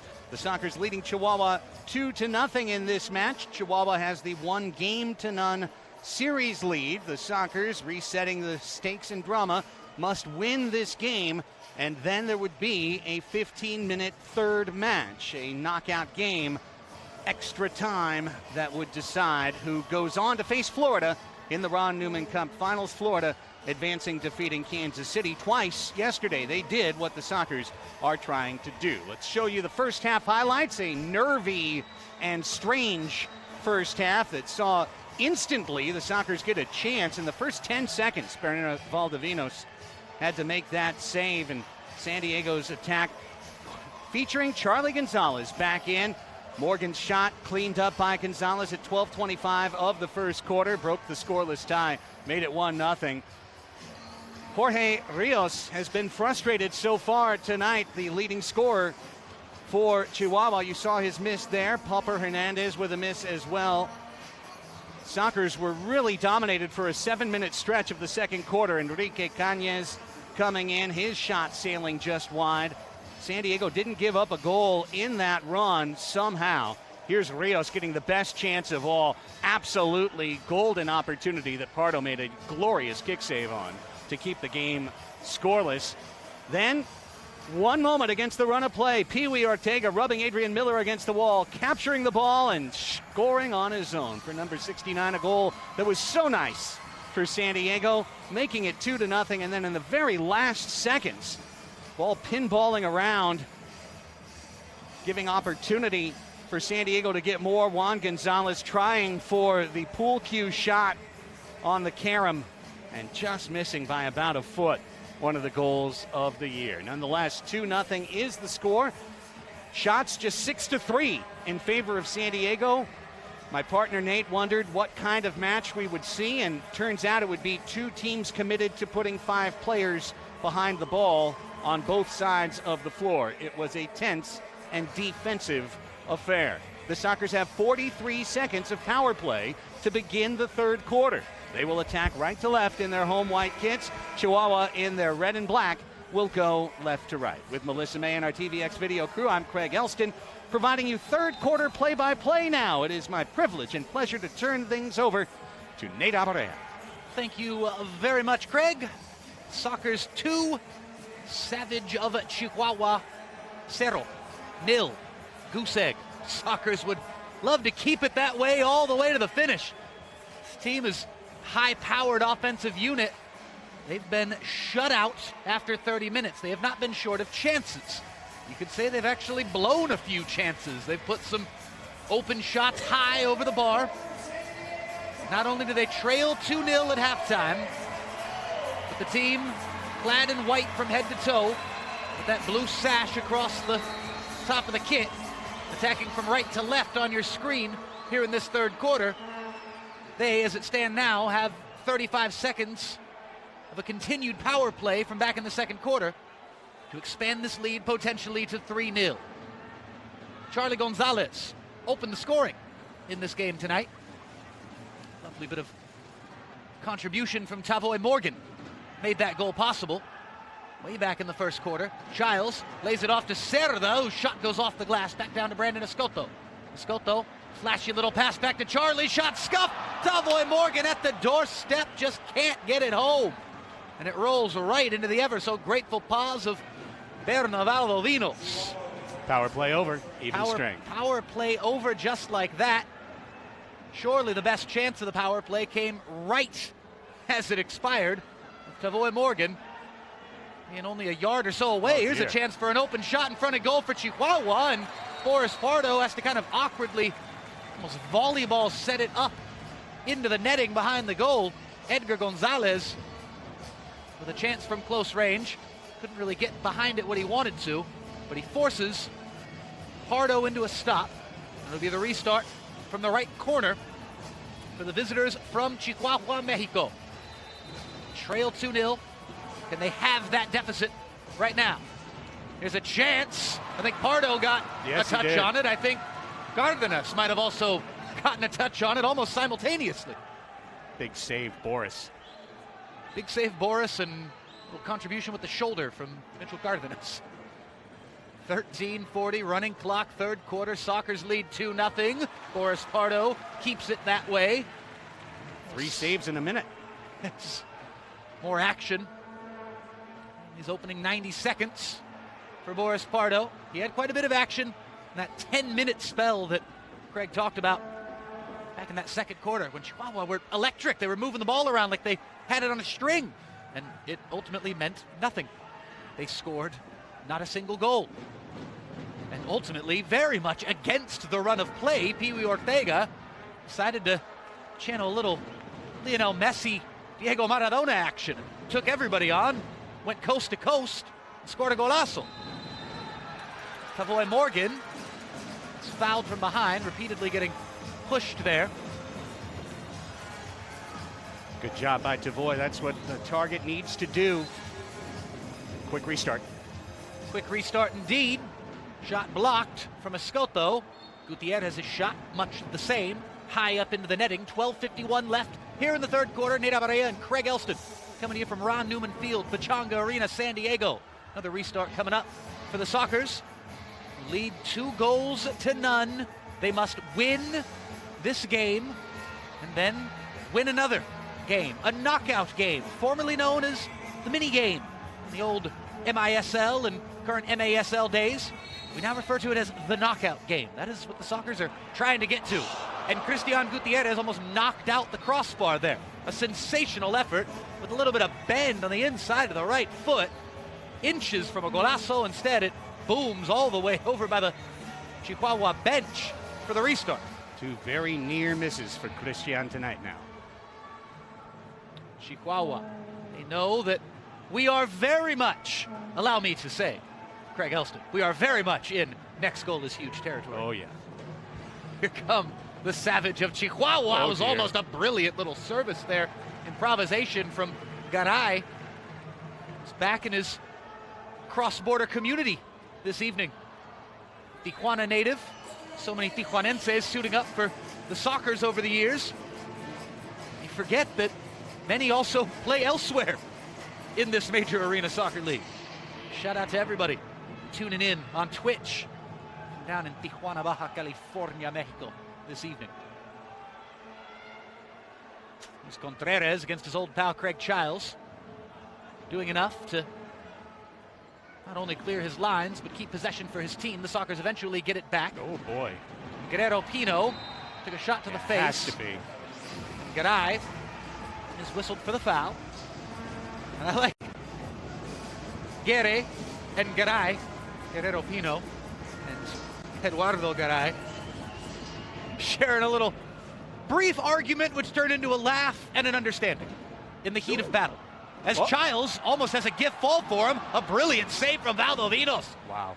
As he was very vulnerable there, Valdovinos, I think from his knees, managed to kind of half dive there and was able to prevent himself from embarrassment getting beaten at his near post. I mean, Childs had no angle, but Gutierrez really put him in the washing machine there. It was almost a comedy of errors from Chihuahua that led to that chance there for Childs. Almost led to a goal. Instead of Scotto, blast one. Talk baby. about comedy of errors and talk about a deep breath and an exhale. Berna Valdovinos, you almost cued the circus music. Valdovinos says, what are you talking about? That was a save. Goes down as a save. Statistically, just a save right there at the 4-minute mark of the third quarter. Almost a blooper reel moment, but just a save for the Chihuahua netminder, who booms clear. That one almost snuck between the legs and in for the third goal of the night.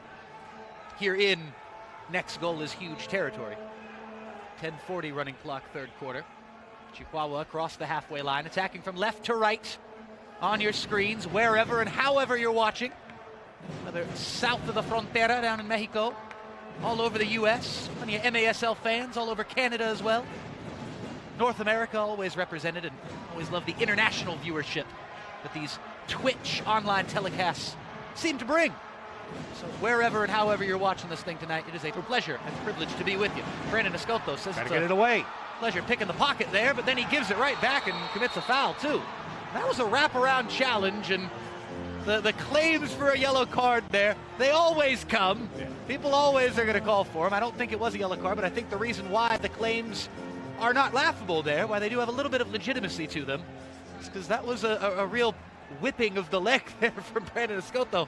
Little Cobra Kai action as we pass the 5-minute mark here in this third quarter. But I don't. The way you whispered that was too good. Restart. Chihuahua. But Sensei. Feel free to just do the whole movie in the background. I'll continue doing play-by-play. I think it'll blend well. Pardo in crane pose. Good collaboration on a Sunday night in San Diego. Coming up on 9.5 remaining, third quarter.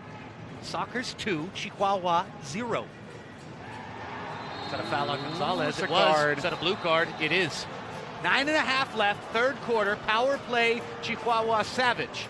Big moment, big chance for momentum to shift in this game. And for the second straight game in the semifinals, a bad penalty taken by a very smart player, Felipe Gonzalez, just getting that leg really caught between his two legs. Medrano at the end, it looks a little bit nastier than maybe it was, but tell you what it is. It's 2 minutes of 5v4, starting with a great free kick that they could score on 1 second in. See what Chihuahua comes with here.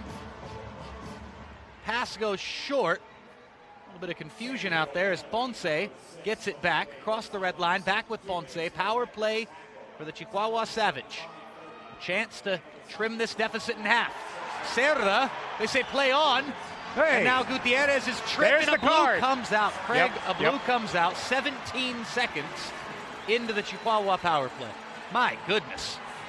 And that's on Chihuahua, tripping down Gutierrez. Yeah. So we get another look at it here. Steal. Watch the steal by Cerda. Stepping in, aggressive steal, and then as Cerda is being held horribly. I mean, that was, they were playing advantage right there, I believe. And then the trip of Gutierrez, and that brings the card out. At first, Rich Grady was playing advantage because really Serta had a two-arm headlock around his shoulders. And we've got now 1 minute and 43 seconds coming up of 4-on-4 out on the field. So I don't know which way this could go. Obviously, it's a big boost for the Sockers to only have to essentially try to kill off a power play for 17 seconds. However, the Sockers aren't out of the woods just yet. Chihuahua can play on the break, and now the challenge coming. The challenge flag, how about this? In the postseason, in the semifinal, the challenge flag has come from Chihuahua, and the refs are going to look at this, and I wonder if we could get another look here from our seeing what we see our TVX here. Crew here, because I want to see how much contact there is, and that looks a little bit worse than it is right there. There's not much contact on Gutierrez. It looked like a sure foul. That situation. Contact's going both ways there. I get the little half-second headlock, but no call. Play on was the right decision. Was there contact on what was whistled on the field as not only a foul, but a blue card? So ignore this. This is all play on here. The Sockers have a chance heading the other way. From that angle, I don't see too much contact. However, we get back into this language, whether it's whether it's Major League Baseball, whether it's clear and correct, Aussie rules football, whether it's NFL football or Major Arena Soccer. Is there clear, inconclusive evidence? And that's what you're looking for. This call? You need it to be a clear and obvious error for it to be overturned. Well, I throw it to you, Senor Elston. Is that a clear and obvious error? I want your answer. Honestly, to me, this feels like it could be a call stands situation. That if it was the other direction and the Sockers were trying to challenge to make it a blue card, I don't think they'd get that. Is there enough to take the blue card away? Well, what would you do? Because if it's a foul, it's got to be a blue card. If it's a foul, you're blocking a breakaway opportunity. Right. Borderline shootout territory. Correct. So you could even make the argument for last man back, and I'd have to double check that, but it would be, well, here's the answer. They're waving it off. They are waving off the blue card. And so that means no foul. That's what I'm saying. That's if they're waving off the blue card, if it's a foul, it's a blue card. If it's not a blue card, it's not a foul. And as such, a successful challenge. That is the only challenge for Luis Jaime Borrego and the Savage, but they use it to keep their power play alive. That's a big moment there. So wow, so no 4-on-4. We're back to power play for the visitors from Chihuahua. I know you kind of disagree, but I still think the foul that was committed against Serta was the bad one, because that's what really interrupted the flow.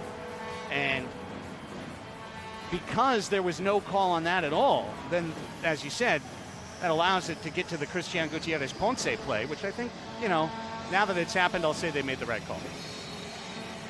I wasn't going to say that until they did it. Well played. Chihuahua looking for some well-played moments of their own here. 9 minutes, now under 9 minutes remaining here in the third quarter. The Sockers still lead 2-0. Very high line here. San Diego's in big trouble if this ball gets through. Flirting with danger indeed, Craig, as Chihuahua had a chance with what looked like a 2v1 opportunity. Instead, now it's back to 5v4 on this power play. Shot blocked, goes up into the stands. Big block by Pino. Big block by Guerrero Pino indeed. As Edgar Gonzalez gets us back underway over to Ponce. Ponce calling for it back. Instead, the shot comes sprawling. Save from Boris Pardo. Mitchell Cardenas trying to clear it out. Instead, gives it right back away. Carlos Popper Hernandez all the way back to his goalkeeper. One touch.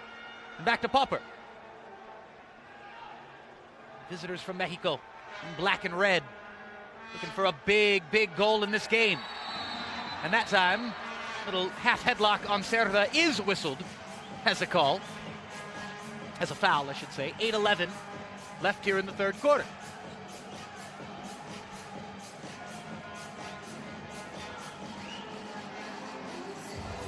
Serra launches forward with the left foot, trying to find Tavoy Morgan, who got in foul trouble in the first half and has been awfully quiet in this game. Sure has. I feel like anytime I've said that throughout this season, Tavoe Morgan within minutes pops up with something special and crucial. So long may that tradition continue. But right now it's Tavoe Morgan back on the bench as Christian Gutierrez runs the fly pattern for Boris Brady. One up pass. Up the wing. A great throw out there from Pardo, but it's all for nothing in the end of it. Well, 8 seconds killed. We're getting into every precious second territory now. Power play over. Power play over indeed. But look out, because there's a possible trip or a inadvertent bit of contact there. It's the latter. Chance for some PK men to get off. Great job, Guerrero Pino. Yeah. About leaving it all out there. That's what it's going to take. For the Sockers tonight, battle of attrition. They got to win. Get it wide. They got to win the knockout game. They hear you, Craig. They get it wide. This one's trying to be knocked into the middle. Gutierrez makes the block. Only you have the power to control where the ball goes, Greg Elston. Needing to tell them. Okay. 6:46, running clock, third quarter. Sockers still lead 2-0. That was the halftime score. Goals from Charlie Gonzalez and Luis Peewee Ortega. The difference in this contest. You got to win over 4 quarters, potentially over overtime, but preferably over 4 quarters. Then they will have to win a 15-minute knockout game. Hands to the face from Cerda to his old pal, Raimundo Contreras. He had been on since the start of the PK. Cerda needed to get off, and that was how he makes his way to the bench with a little slap to the chin of his old pal. The aforementioned amigo, Raimundo Contreras, the former San Diego Soccer, is now tucked down low at the back post. Raimundo used to love doing this when he played for the Sockers. Make that pass and then kind of transition and become a forward for 5 to 10 seconds and see if the ball gets down there for him. Instead, now he's back in a customary position here. The last line, as the attack presses forward, a chance and a goal! Goal!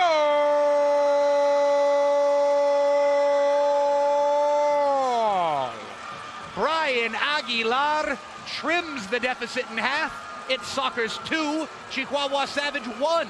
5:52 left in the third quarter here at the Grand Old Arena in San Diego. And we hear the Chihuahua fans really for the first time, but just a wonderful finish by Aguilar, using his off foot, right-footed striker, lets the Zuart pass come to him and side volleys it off the ground.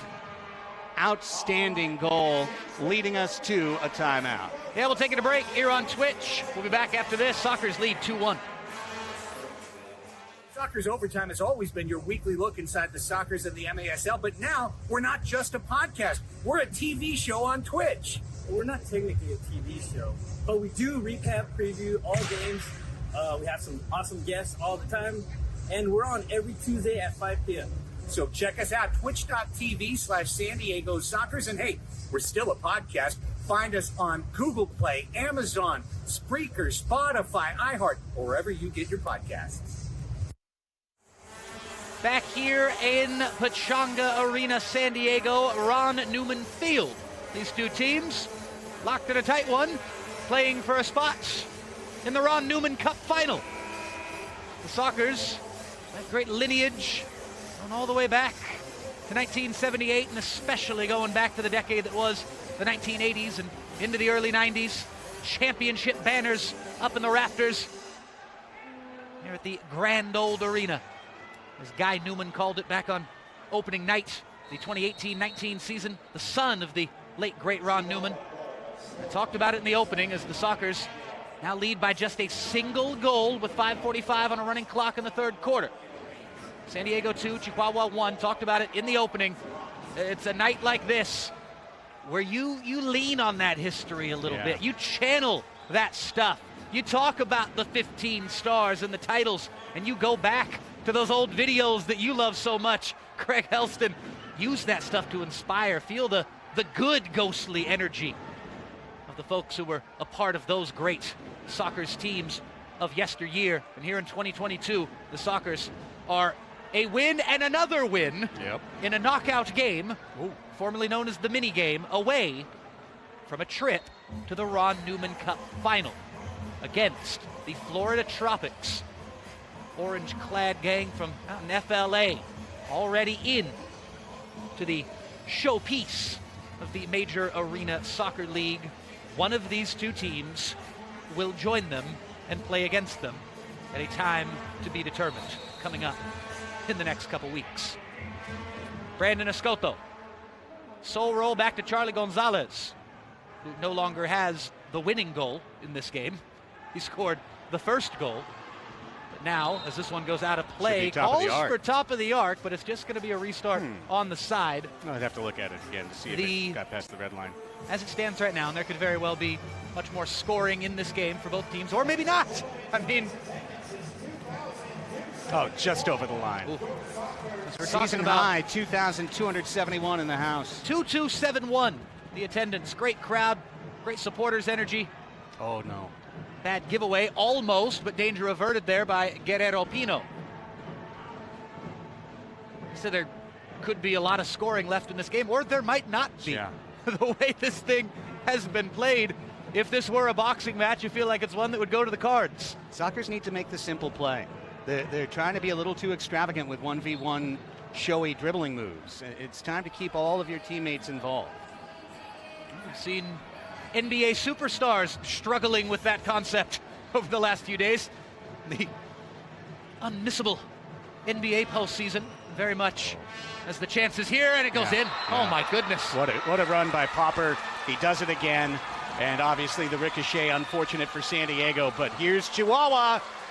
Even terms and trying to punch the ticket as an expansion team into the finals. The goal for Popper. A bit of good fortune for Popper. Well, but he made a great run. I'll tell you this right now, Nate. I'm so sorry, but Alan Garcia can't control Carlos Popper Hernandez. And that is the third time in 3 tries that Popper blew past Alan Garcia. Well, as we're talking about NBA basketball comparisons, that was just a virtuoso effort. That was, give me the ball and let me be the hero. Tavoy Morgan tries to do the same at the other end, but it goes wide. Brandon Escoto now in a tie game. Talked about Charlie Gonzalez's goal being canceled out. Peewee Ortega's goal now canceled out.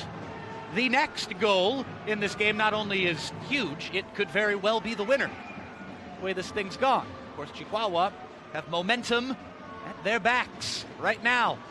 Peewee Ortega with the ball. Peewee Ortega trying to get momentum back for San Diego. Instead, he has the ball taken away from him. Cerda tackled from the floor. Over by the Chihuahua bench, Tavoy Morgan got away with a shoulder check into the boards of a Chihuahua player. Tavoy counting himself lucky. Not with a blue card penalty there. 3:22 running clock, third quarter. Soccers 2, Savage 2. Fasten your seatbelts. We are in for a wild ride to the finish line as Chihuahua fly forward, looking to take the lead in this contest, flipping this game on its head here in the third quarter. Aguilar has it creep away from him. Cries of a foul, not heard. Chihuahua back with the ball off the post. Far post rebound, second chance, high off the glass here on this near side. Chihuahua with all the momentum and all the chances right now. Pardo collects, rolls out, half throw out there for Escoto. 2:45 running clock, third quarter. Slow things down, let's get some fresh legs on, says Cesar Cerda. With the 2-9 on his back across the Soccers crest at midfield. Forward to Gonzalez. Twin brother out there. That was Felipe Gonzalez. Here's Sean Callahan at the red line. Plays to the far post and it's headed in by Felipe Gonzalez. Goal!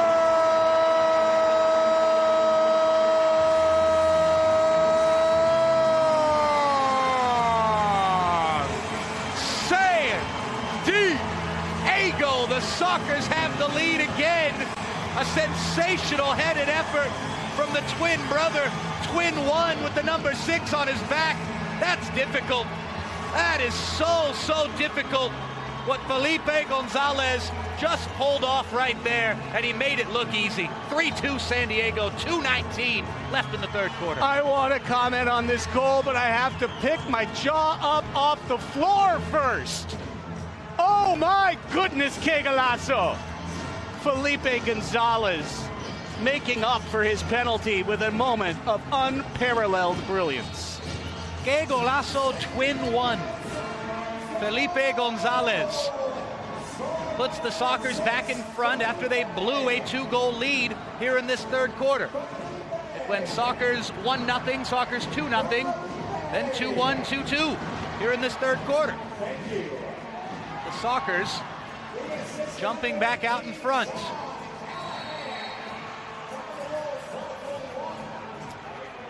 Common foul, and Felipe has to be careful. Gets too hot. He's gotten yellows in the past.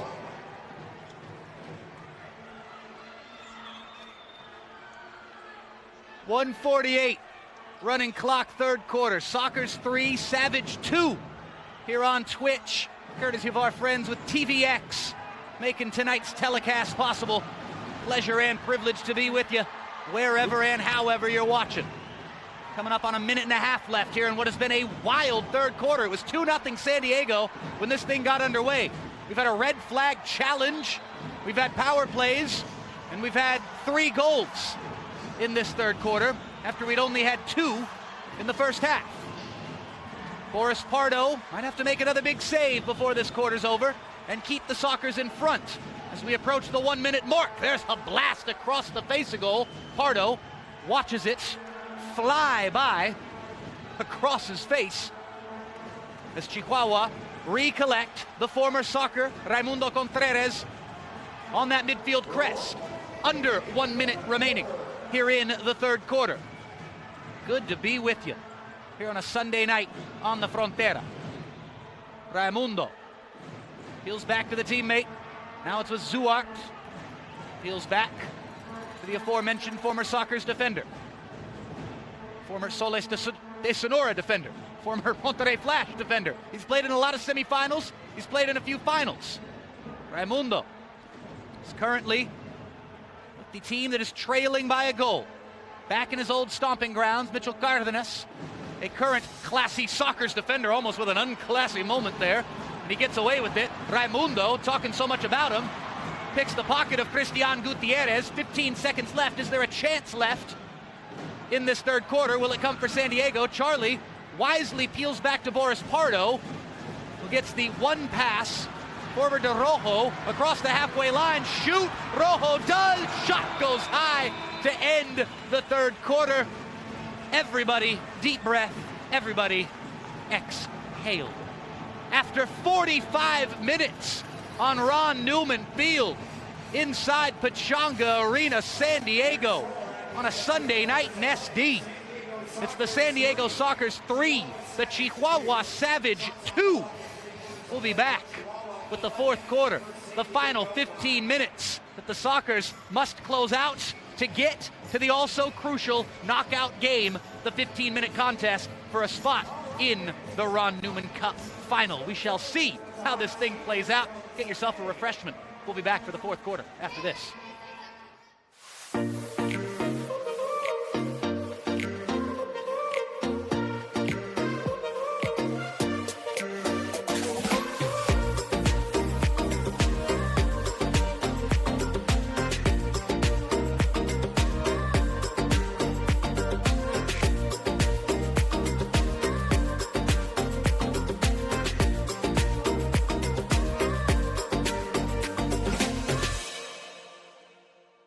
Thanks, for sure, I'll be there. Hey, wait, hold on. I'm running by the field right now. You're never gonna guess. Dude, Medina's here. I think he's training for a comeback to the Sockers. What are you talking about? Medina? He retired 2 years ago. He's too old, bro. Oh, dude. You're right, bro. He's too old. Okay, so that barbecue, yeah. Don't wait for the mail. Call your Cairo today. Dr. Corey's office, how can we help you? I got this. Let's get him in. Okay, sounds good, Mr. Medina. We'll see you shortly.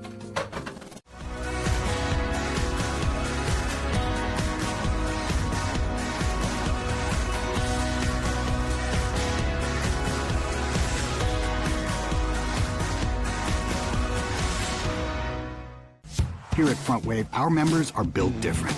They don't just talk of success. They roll up their sleeves and get it done. And with serious value on banking, lending, saving, planning, Front Wave is right there with you. So dream big. We got you.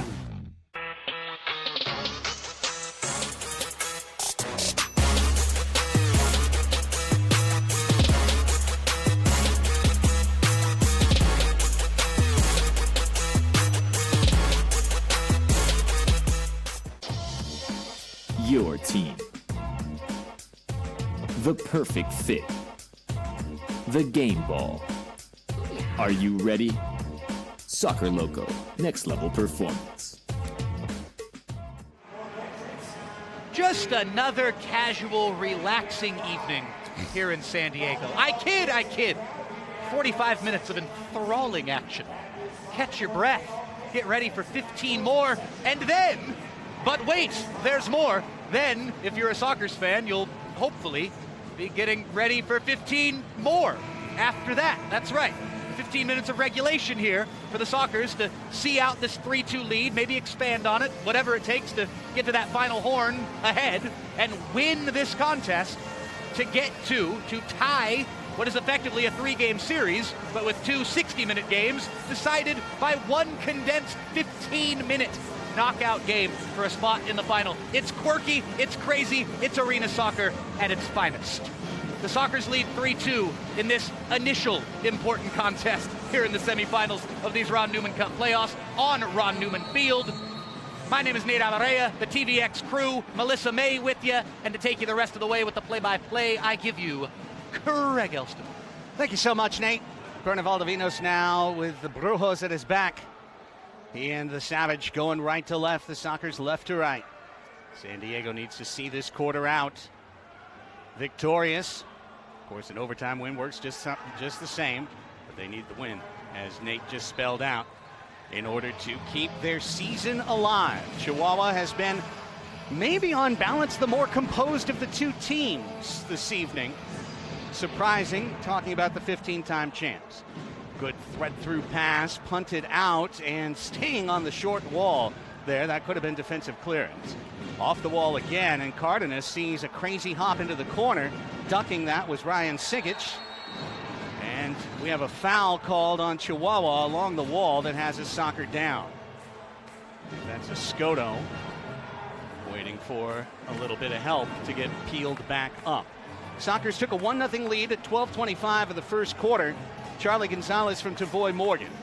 Chihuahua dominated the second quarter but did not score in a 7.5-minute run of possession where they had about 4 glorious chances. Peewee Ortega ran onto a ball all by himself for an individual goal at 12:15 to make it 2-0. That was the halftime score. Sockers killed a Chihuahua penalty in the third quarter, but then the Savage came roaring back with 2 goals in a minute and a half. Brian Aguilar and Carlos Hernandez making it a 2-2 tie. Felipe Gonzalez, a spectacular header from Sean Callahan. That in minute 39. 3-2 is our score right now. Here comes Escoto up the northern wall. Brandon Escoto with Escalante and his hip is through ball. Charlie saved! And Valdovinos plays around with the ball with Charlie right there. Wow. That was fun. He pulled his hands off of the ball to show that it was inside the legal area there. He also let go of the ball in the area with an attacker stand to go for the top of him. Quick whistle on Cardenas will set up another free kick here for Chihuahua. And it was so weird that no one knew what to do, including us. That was something. One of the funkier things I've seen tonight. He's playing peekaboo with his hands down. In a night of quirky, that was maybe worthy of taking the cake. The veteran Ponce.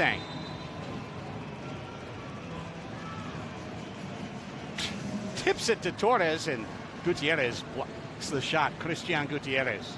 Here comes Escoto. He's been looking to make magical runs tonight and has the ball dispossessed on the fourth touch. Cardenas, Gutierrez. Gutierrez knocked down Escalante. Play on.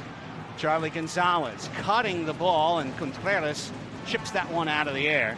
Ponce back to Raimundo, who will head it to Berna Valdovinos. Berna falls over to draw a foul from Escoto, and he will draw a lot of boos for that move as well. Really, Berna ran into Brandon and then bounced off of him like he was a rubber bumper. I have had more than enough of keepers falling down today. Pino dug out a steal for just a moment, but couldn't keep the ball on his foot, just knocked it away. First 2 minutes of the fourth quarter gone. Vital call back to the Merseyside derby there, by the way. Here is Contreras, a late addition to Chihuahua. Did not play most of the season, then was signed by Tacoma when the Stars went down to Chihuahua. It was a terrible weekend for Tacoma in Chihuahua. They allowed about 40 goals, I believe, that weekend. But somehow Luis either got a call from Ray or something Ray did impressed him, and he brought him in. That ball, bad luck for Childs, off his head and out of bounds, and back to the Savage. Childs silent in tonight's game, the Sockers' playoff leading scorer with 6 goals, 3 assists, but he has been played out of this game for the most part.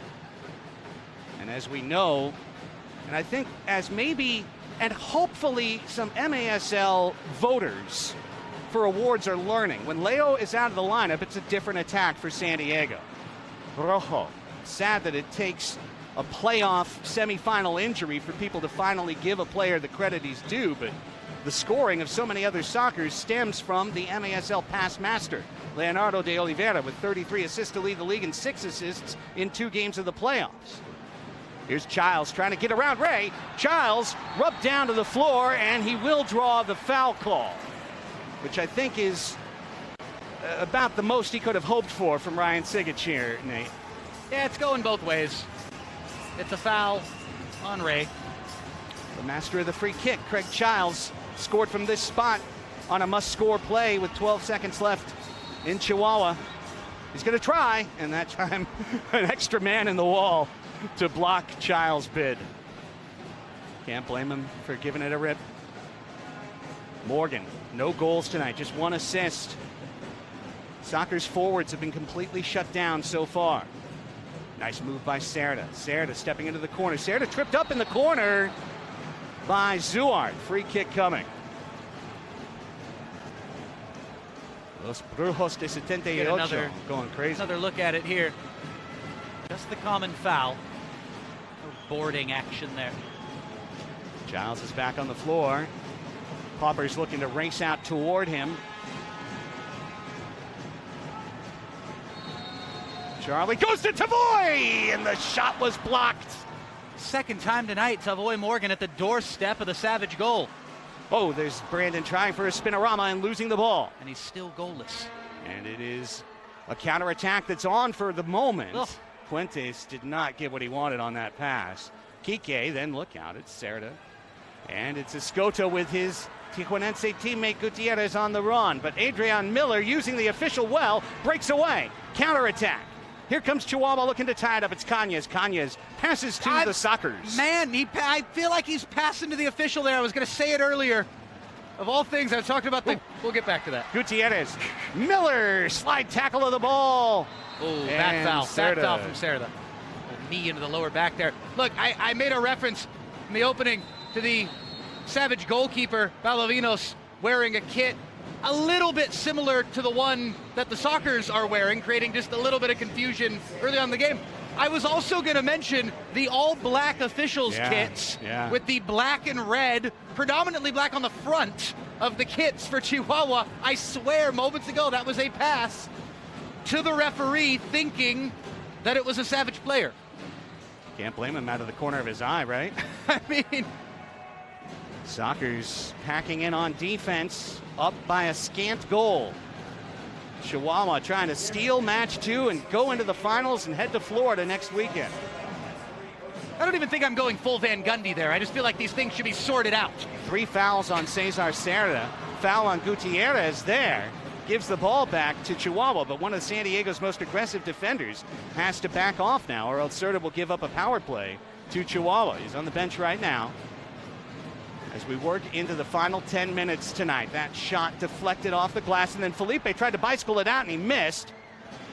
And Zuart is able to chase it down. And here come the Savage again. 3-2 San Diego with under 10 to play. And the Sockers don't earn anything but a second bite of the cherry if they win this match. Look out, the back pass stolen by Peewee. Back to Medrano. Medrano in the corner. Stayed with that play while being ridden to the ground. Well done. Escalante, Medrano, make it Aguilar, and he miskicked it high. And the Sockers can change and exhale for just a moment. 9:27 left. Really Chihuahua controlling things so far in this fourth quarter. But the Sockers have the score on their side. Morgan would love to just get on something here and turn this game around. Rojo trying to head the ball loose. Torres brought it down. Zuart, here comes the Savage. Nice little step move. Now it's Gonzalez, Torres Gonzalez. His teammate on the WMF World Cup Team Mexico, Guerrero Pino, took it away for a moment. 9 minutes to play in regulation. 3-2 San Diego. Zuart. Gutierrez. Great zigzag move here by Garay. Eduardo Garay. Well done. Now Contreras makes the run. Garay to Rios. Jorge Rios. Pareja. Shot blocked. And Gutierrez, can he get on it? Christian Gutierrez, 1v2. Christian steps into himself. Christian! Berna! Play on, they say, or are they whistling for advantage? No, play on. Play on. Gutierrez still alive, tipped away. Huge moment in that game. The no call there. I mean, huge moment in the game with the stop from the goalkeeper there as well. Garay! Shot blocked by Pino. Had Pardo sprawling. You got to give credit to Valdovinos there a second ago. I really thought Gutierrez had the edge there and was going to get to that thing first, touch around, tap home into an empty net. Oh, Gutierrez. That one off of a Chihuahua player. Zuart and out of bounds. 8:01 left in the fourth quarter. And we have, looks like a delay call against Chihuahua. Here we take another look, Nate. What a great move cutting in by Gutierrez. Oh, all ball at the last, too. Oh, goal! Childs on the quick restart! Out of replay into the net, 4-2 San Diego. Let's take a look at this one, Mr. Abrea. What do we have here? Doctor, give me the news. Forward to Gonzalez, to Childs with the volleyed finish at the back post with the left foot. How about that to take us to the timeout with 7:57 left in the fourth quarter? The Sockers back up by 2, 4-2. You're watching the MASL Ron Newman Cup semifinals on Twitch.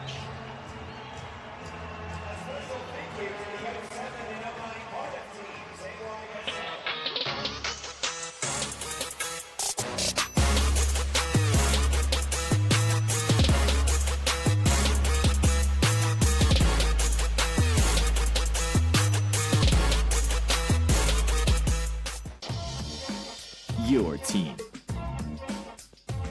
The perfect fit. The game ball. Are you ready? Soccer Loco, next level performance. Greg Childs out of the air from Felipe Gonzalez. The Sockers with a 4-2 lead. Let's look at this critical goal one more time. We were watching the replay that had just preceded it. How this caught seemingly everybody from Chihuahua sleeping. They never really got going. Look at people still barking out orders, communicating. Hesitate to even call it a quick restart. It just... How about this? Inside of the left foot for Craig Childs. It's a brilliant finish. Chihuahua just characteristic. They've been so organized and compact defensively, and they really just shut off, and they didn't get started back on for about 4 seconds there.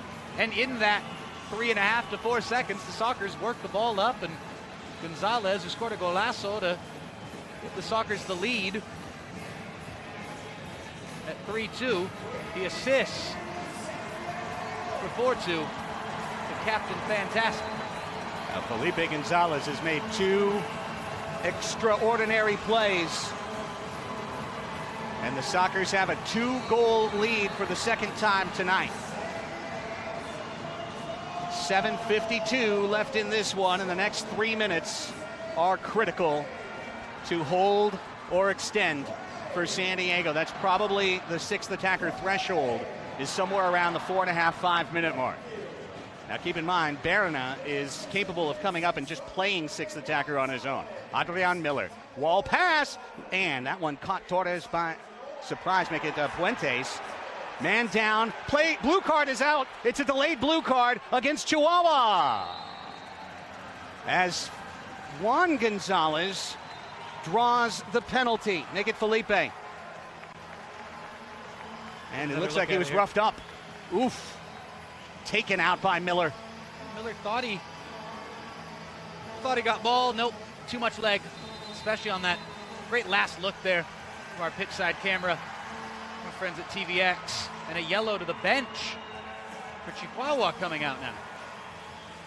Which, of course, means the second player is going to have to sit out for 5 minutes plus a dead ball, crippling the depth of the Chihuahua Savage. And the Sockers have a power play here to maybe put match 2 on ice. This will count either to 5:22 remaining in the fourth quarter, or maybe the nail in the coffin, a fifth goal for San Diego. Charlie gets the well-weighted ball for the moment from Escoto to Childs, who just scored. Charlie has a goal tonight.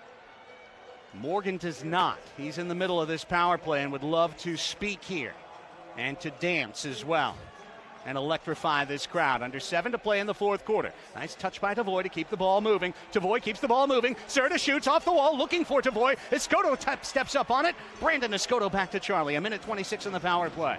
6:45 in the game. Charlie off of his own man, and he digs out the ball away from Brian Macias. Serta to Childs. 1:15 on the Sockers power play.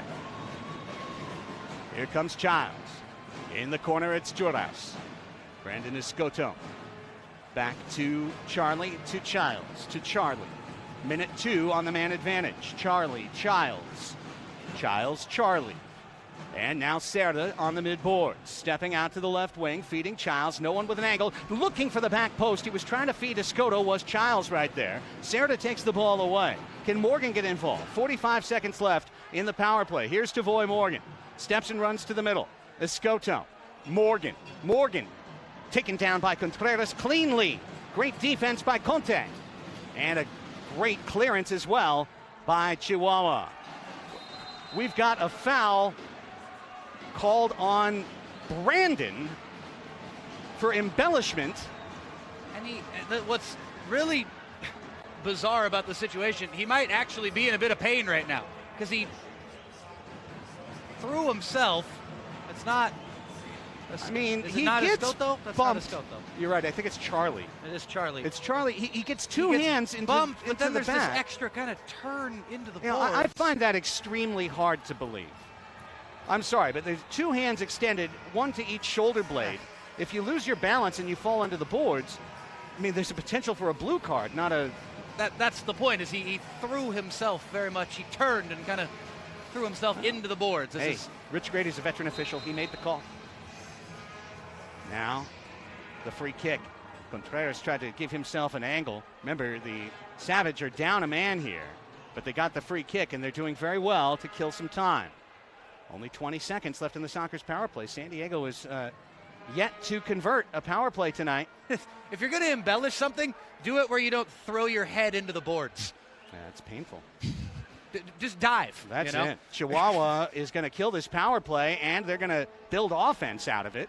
For at least the moment. Charlie, a bad touch there, but now it's given away for a moment. Millard came out of the box and rescued the play. It was going to be a 2v1 for San Diego. Hey, where did that guy come from?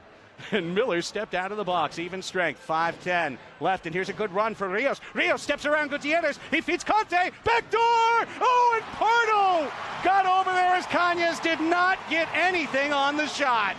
That needed to be a goal. Goodness, that needed to be a goal for the good of football. That was just a brilliant bit of skill from the whole team for Chihuahua. That deserved a finish. 100%. Would have set us up. Would have set us up for a barnstorming finish from a neutral point of view as well. Calafino Tequila presents the final 5 minutes of match 2 of the semis. Somebody get Craig a Reposado. Stat. Enjoy the fino things in life, calafinotequila.com. Here's Rios. Excellent play by Gutierrez. Felipe tries to step on the steal. He does not. The counter is on for Chihuahua. Down by 2. It's Pareja. Rios into the corner. Miller rips it off of the high glass. Tried to feed the short angle. Peewee draws the foul on the boards.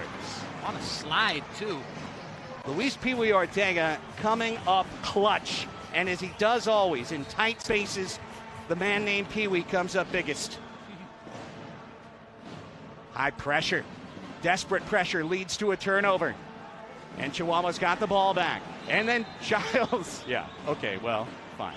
4:02 left in the fourth. Is Berna going to come up? Timeout being called by Luis Jaime Borrego and the Chihuahua Savage. It's sixth attacker time, Nate. Yep. 4:02 to play. And Chihuahua is about to vacate their goal as we have to think about Chihuahua having a truly golden opportunity wither on the half-yard line there. We're in the called team timeout. We're not going to take a break. We're going to keep it right here. We're going to remind you that the best new show that the MASL's created is MASL Under Review, and the host of that show is down on the floor. Ryan Sigich, the MASL Director of Officials, breaks down the most controversial calls each week, Friday on YouTube's MASL TV. Check it out.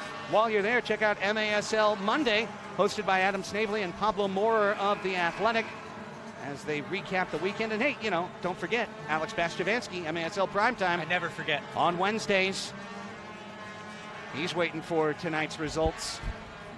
So's Florida, so's the MASL world. If you're just joining us, the audience has more than doubled in the last 15 minutes. The Sockers are down a game. This is a best-of-3 series. San Diego must win this match. Then, if they do, the two teams will retreat to their respective locker rooms for a 15-minute break. Essentially a halftime. They will come out and they will play a 15-minute match that counts as the third game of the series and determines who goes on to face the Tropics in the 2022 Ron Newman Cup Finals. Out of timeout, Berna is still on the floor. He may just come up and be the sixth attacker himself in the early going. Down on the small field at Corner Sport Arena, Berna comes up past midfield over half the time when Chihuahua's on possession. So let's see how they want to play it. They did not go to sixth attack out of their zone. They will bounce the ball forward and see it just go right back to San Diego with 3:58 to play. Trickling ball hopping out of the fairway and into the rough. Sigich signals for the free kick. Cardenas says, where do you want me to go? And he says, I'll go to Tavoy. Ball's over his head, but it's to Charlie. Oh, Charlie turns it down, brings it back to the free throw line, and Contreras kept it away. Morgan's pinwheeling shot. It's going to one hop to the Sockers bench, and it's back to Cerda with Charlie on left wing. Cerda with Morgan, kicked away by Contreras, who is playing one of his best games I've ever seen, to be quite honest. 3:35 left in regulation. 4-2 San Diego. Yeah, where was this performance in April of 2019? No kidding. Here comes Torres. Torres trying to get past Gutierrez. Gutierrez has had a long night. But then Torres with a very unfortunate both decision and execution. Sockers ball. And off a break, here's Childs. Childs to Cerda. Cerda gets, well, he just runs into Contreras, trying to sell a foul. And Berna rolls it out, and there's 3:05 left in the fourth quarter. And the Sockers are scrambling around. Peewee and Escalante got tied up. Common foul call. It's a great take foul, by the way, if there was intent. Rios. And now Berna will run up. Flaco, Brian Macias, is the sixth attacker. He's on with 2:50 left in the fourth quarter. The western goal to our right is empty. It's 6v5, and there's an open man. Oh, for a moment, that was taken away. Shot! Big save by Pardo! Cardenas in hot water. Has it dug out by Rios, and he used the official to his liking. Popper's shot deflected wide. 2.5 to go. Edgar Torres Gonzalez back to Flaco. Back to Ponce. He'll be the man at the top of the pyramid here. Carlos Papa Hernandez. It's Ponce. Back to Flaco. Flaco to Torres in the corner. 2:13 to play. Cross field. Knocked down. Peewee. Peewee across the red line. Peewee bending it wide. It's going to hop on 4 hops off the Sockers logo. And then Rojo called for a very soft foul on Cañas. There's 2:03 to play. You see it, and that was absolutely nothing right there. Good job, TVX crew. That was nothing. Here's Torres. Big call in the scheme of things. Here's Ponce. Ponce found his man in the middle for just a second. Taken away. Peewee made the extra pass. Gutierrez, toe poke on target and in! And sending the Sockers to match 3. Golden Gutierrez strikes from distance. It's 5-2.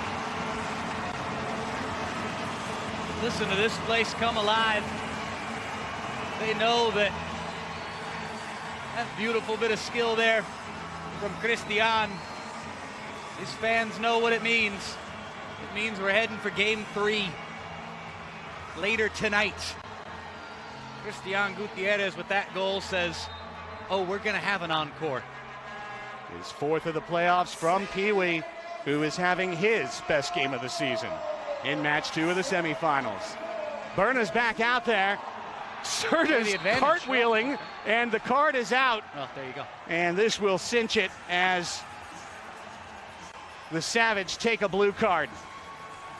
We take a look at a nasty whip of the leg.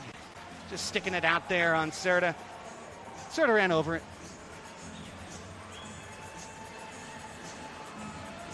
Chance to just see this out for the Sockers and then rest up for 15 minutes before you get ready for what is one of the most quintessential arena soccer things.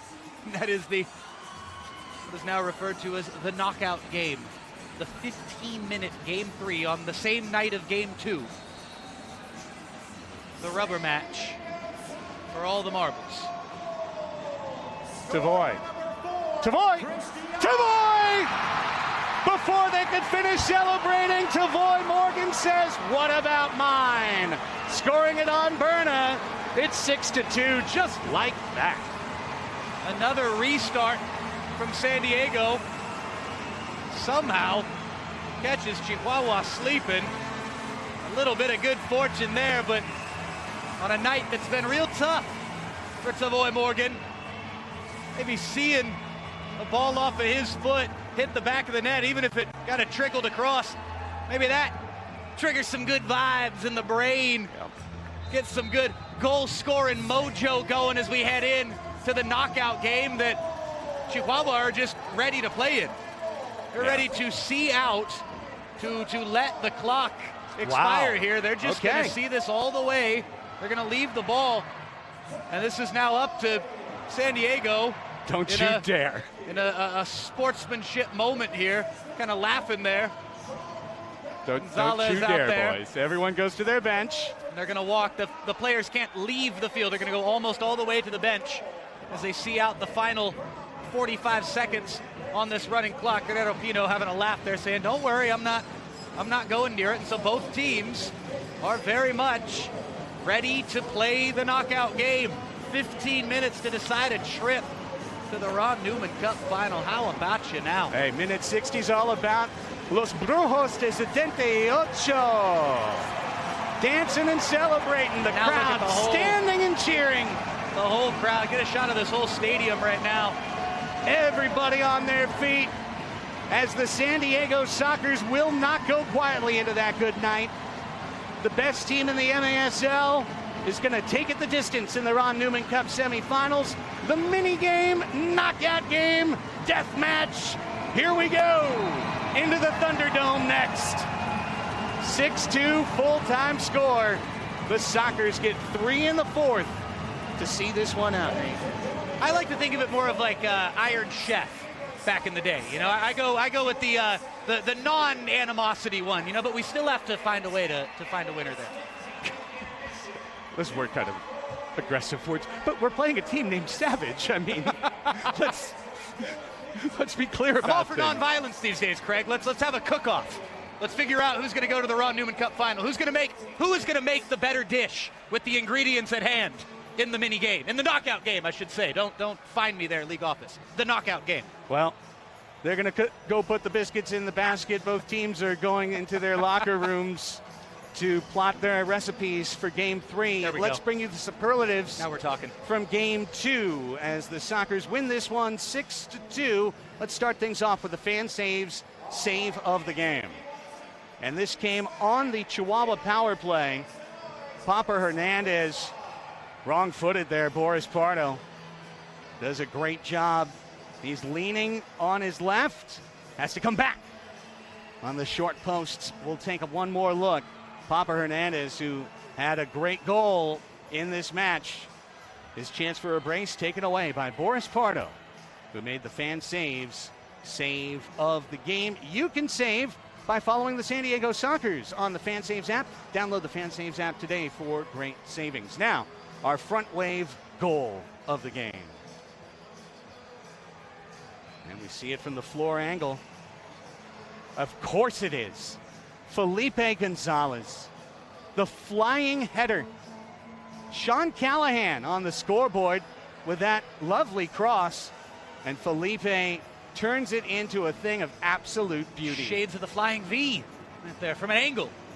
My goodness, what a goal by Felipe Gonzalez, who was a star of this game, and he got the Front Wave Credit Union goal of the game. Front Wave Credit Union, dream big.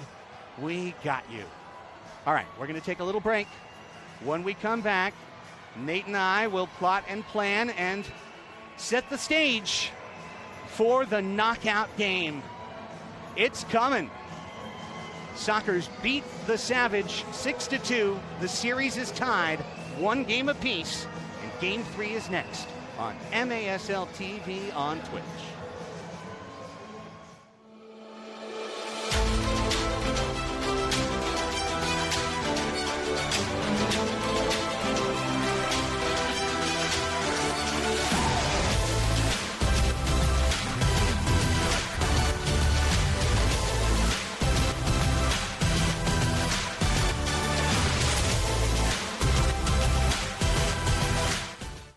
Yeah, thanks, for sure, I'll be there. Hey, wait, hold on. I'm running by the field right now. You're never gonna guess.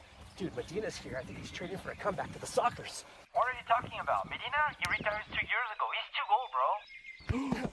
Oh, dude. You're right, bro. He's too old. Okay, so that barbecue, yeah. Don't wait for the mail. Call your Chiro today. Dr. Corey's office, how can we help you? I got this. Let's get him in. Okay, sounds good, Mr. Medina. We'll see you shortly. Here at Front Wave, our members are built different. They don't just talk of success. They roll up their sleeves and get it done. And with serious value on banking, lending, saving, planning, Front Wave is right there with you. So dream big. We got you. Superstars aren't born. They are forged on the field. Benji, shoot! Oh, my goodness! Oh, no, he didn't do it! Start your journey at the MASL Pro Player Combine in Mesquite, Texas this October. Oh my word! You'll never see a volley of its equal! My jaw just dropped and punched my ankles. By Ian Bennett from distance. How did he do that? Learn more at maslsoccer.com. Your team. The perfect fit. The game ball. Are you ready? Soccer Loco, next level performance.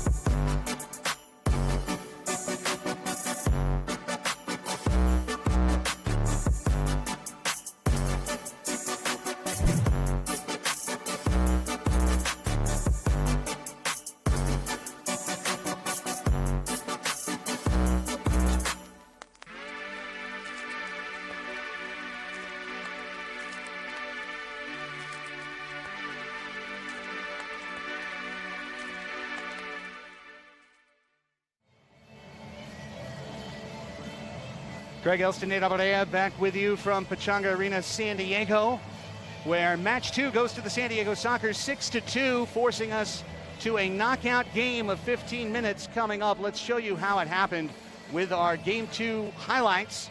And the Sockers had an immediate chance to score in this one. Berna Valdovinos was going to play his typical, extremely solid game for the Savage. Game's first goal, Charlie Gonzalez's classic push move. Got the return pass from Tavoy Morgan, made no mistake at point-blank range to make it 1-0. Then it was a number of chances for Jorge Rios and the Savage in the second quarter to take the lead, and Carlos Papa Hernandez, who just abused poor Alan Garcia over the course of this match. Chihuahua had so many chances, including Enrique Cañas. He had a couple, sailed this one wide. And it would be against the run of play that here's Rios' best chance of all. Easily could have been the save of the game in a different situation. That one-footed kick save. Now, here's where Peewee Ortega changes this game completely. Knocks Miller off the ball, claims it, makes a valiant run against 2 defenders, and an even better finish. Luis Peewee Ortega, small man, big game player, 2-0 the score there. Again, we mentioned the poor rookie Alan Garcia had a tough one out there, but this turned into a potential moment of magic. Juan Gonzalez just missed, making it a perfect goal at the end of the half. Third quarter, great save. That was our save of the game by Boris Pardo on Papa Hernandez. The Sockers would get this incredible thing of beauty, the game-winning goal from Felipe Gonzalez. And that was after Chihuahua had brought the score back to 2-2. Correct. Yeah, 2-0 became 2-2, became 3-2, and here's how it became 4-2 on a quick restart. Felipe, lovely ball, but the finish by Childs on the wrong foot, inside of the left foot, out of the air, making it a 4-2 score. The desperate attempts, Cañas fielded away by Pardo, who was very strong over the course of the match, and then the Sockers get the dagger. Christian Gutierrez, how about that shot from distance? Using the toe, lifting the ball right down the middle. But not to be outdone, the instant power play finish at the end by Tavoy Morgan, giving us the 6-2 final score. Shots in the fourth quarter were 7-5 for Chihuahua. Final shot total was even at 17 apiece for the 2 clubs. Chihuahua's Berna Valdovinos credited with 6 saves in 11 attempts. Whereas for the goalkeeper of the year, I'll just say it before they say it, Pardo, 6 of 8, but you saw the best ones in the highlight reel. 6-2 was the final score after the Game 1 final was 7-6 Chihuahua in overtime. As such, 2 games could not decide this series. We will go to a third and deciding match here at San Diego's Pechanga Arena. It'll be of just 15 minutes length, the knockout game. And Nate and I will set that stage for you after we take this break. Stay with us, folks. You're watching the MASL Ron Newman Cup Semifinals Match 3 coming up on Twitch.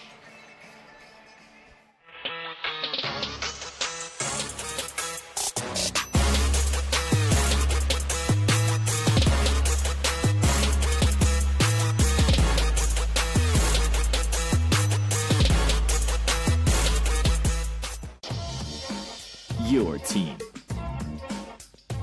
The perfect fit. The game ball. Are you ready? Soccer Loco, next level performance.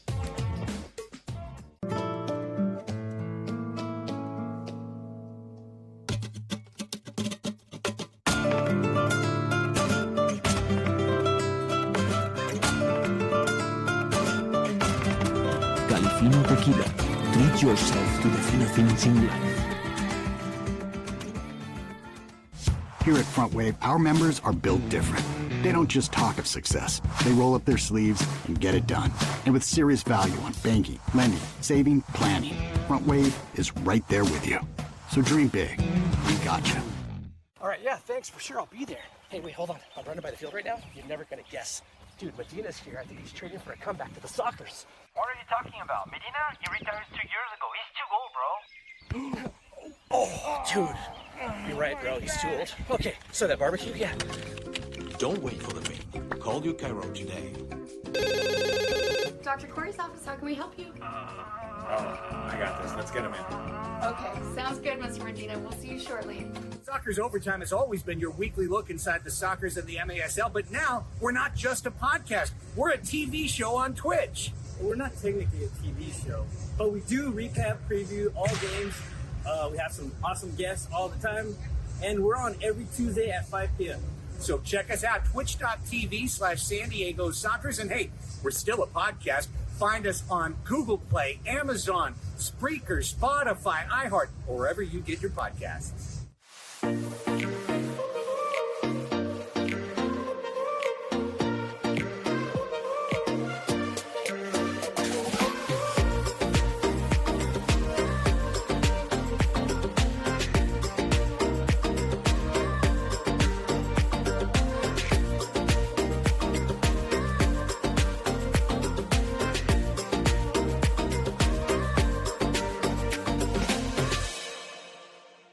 All right, yeah, thanks for sure. I'll be there. Hey, wait, hold on. I'm running by the field right now. You're never gonna guess.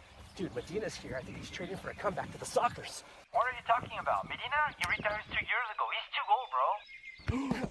Oh, dude. You're right, bro. He's too old. Okay, so that barbecue, yeah. Don't wait for the main. Call your Cairo today. Dr. Corey's office, how can we help you? I got this. Let's get him in. Okay, sounds good, Mr. Medina. We'll see you shortly.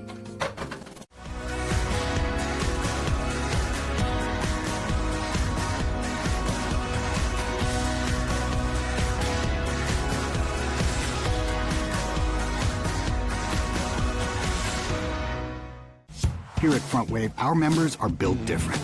They don't just talk of success. They roll up their sleeves and get it done. And with serious value on banking, lending, saving, planning, Front Wave is right there with you. So dream big. We got you.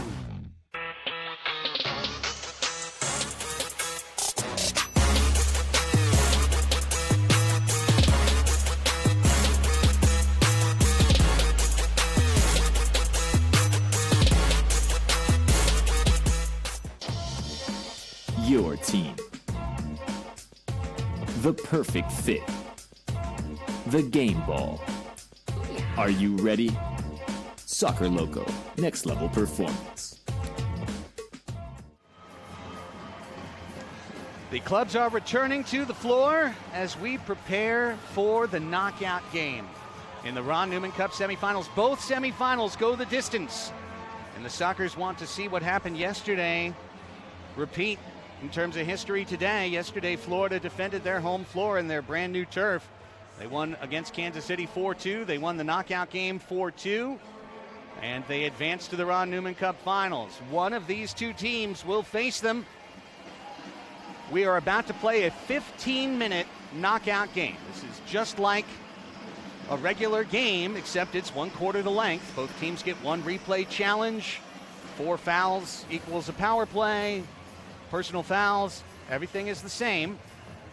It's just 1/4 in length. If the match remains tied at the end of the 15 minutes, you go to golden goal, sudden death overtime, a 10-minute period, and consecutive 10-minute periods until the game is decided. There are no penalty kicks, there's no shootout. It is golden goal to get to the playoffs, but not in this 15 minutes. First, the knockout game. Let's not get ahead of ourselves. And can I just say, real quick, my 6 years covering this league professionally and broadcasting these Soccers games with you for 5 years now, going back to working with my old pal Mark Serber way back when, here with these Soccers games, that was, without a shadow of a doubt, the weirdest post-game show that I have ever been a part of. the post-game, pre-game hybrid. It's a game. I have to open a new box score on MASLsoccer.com. It's a whole new ball game. It's a new game. It's not just a cliche. It's a whole new ball game. No, we don't need to run the opening credits again. However, there is a change in the San Diego lineup. Because it's a whole new ball game. It is, and you're allowed to submit a new lineup. And number 97, Gerardo Jurado, who returned to the club in game 1 of the semifinals after having a broken ankle that kept him out for about 3 months. he has taken Alan Garcia's place in the lineup here. As we noted, Nate, after that Popper goal, Garcia didn't see the floor again. Was getting beat far too easily. He was getting smoked. And sometimes a game's just too big for a young kid. You know, a rookie, 22, well, maybe he ends in up, the big leagues. Maybe he ends up getting to play in the final, though. You know what I mean? Absolutely. Maybe there's a spot for him in the final, and it's a whole new ball game in the poetic sense for him in the next round. But talking about Jurado coming back into the lineup has me hearkening back to April of 2019 when Craig Childs was suspended for the second leg of the was the quarterfinal of the league against Tacoma, and that in regulation that ended up actually going to overtime. That game went to double overtime. That game, and all the while Craig Childs, who was suspended for that game, was waiting in full uniform behind Danny Waltman's net, waiting to come back in because he would have been eligible to play in the then called mini game. But of course that never came. The Sockers won heroically in double OT that night. And of course they lost a very heartbreaking semifinal to the Monterrey Flash. And here we are.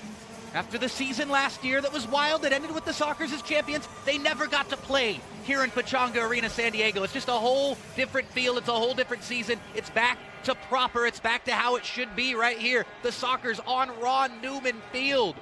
15 minutes away from a trip to the final. Chance to get rid of those demons from the spring of 2019 when the Sockers could not punch their ticket, and it was an opponent from the country of Mexico, finding their way to the final. So many eerie similarities. Coached by Luis Jaime Borrego. Coached by the same man, Raimundo Contreras, who made that crucial mistake for the Sockers in the fourth quarter against Monterrey that night. He's now playing for Chihuahua against the Sockers, and he has had one hell of a night. Craig, you've been watching him for 5, 6, 7 years now. Never seen him play this well. You've never seen him play this well. He's had one of his best games of his career. And that's not to say he's a bad player. Oh, that's not to say that he's been an all-star. He's been an all-league caliber type player. He has just been exceptional for the Chihuahua Savage tonight. But I love all the similarities to the last time the Sockers were in this position, in this building.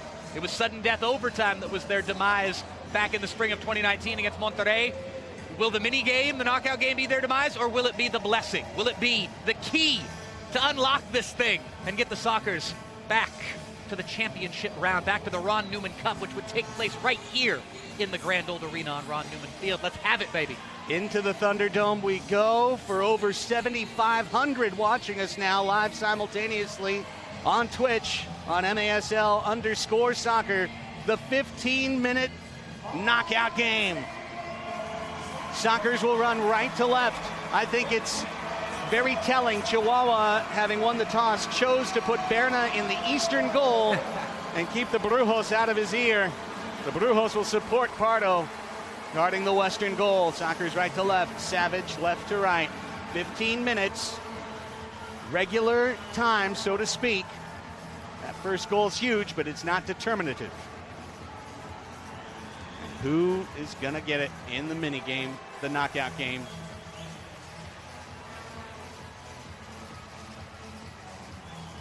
Soccer's waiting for the whistle. And here we go. What a show. Both teams have to battle fatigue, have to battle the fact that they just cooled down and they have to warm back up after having played a full match. Who reacts best? Torres saw that ball squirt away from him on a hard hop. Bowled out by Pardo to Charlie. Charlie over the shoulder of Escoto, too far. And Berna Valdivinos was hoping it would run into his crease for him to pick it up, and instead he'll scoop it with the foot to Roberto Escalante. Flaco forward for Torres. Talented Edgar Gonzalez. Gonzalez lost the ball to Felipe. Felipe looking around to him, left and right, comes to the middle of the floor. Felipe feeds right wing, it's Rojo. Felipe falls down. Rojo sees the foul called behind the play. And the Sockers are going to get a free kick here from straight away. Late whistle there. Eventually comes. Childs back on the pitch for San Diego now. And Morgan hustling in. And Tavoy as well.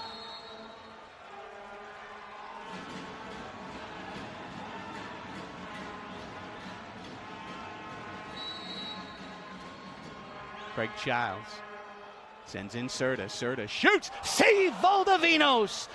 And then it's a Escoto off the glass. Ball high in the air, knocked down by the chest of Childs. Look out. And the Savage do well.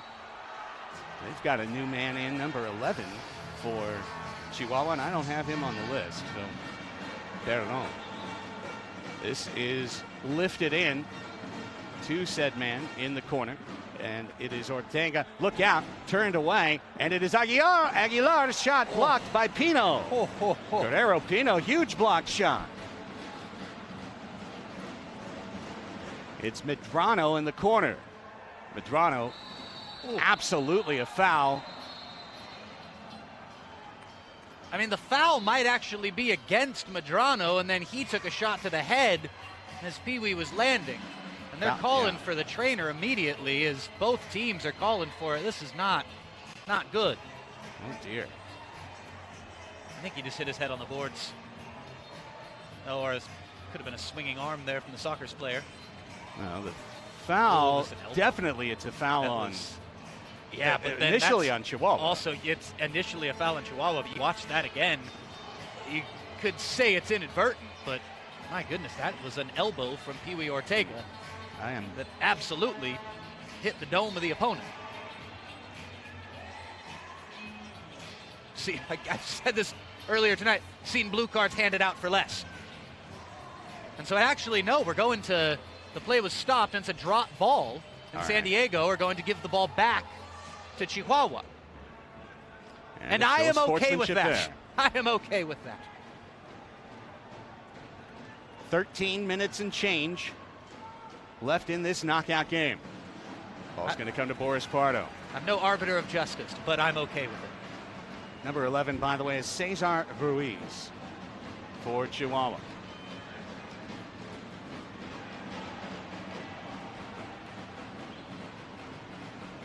And here's a chance for Chihuahua. Interrupted for the moment by Charlie. Pauperis on the ball.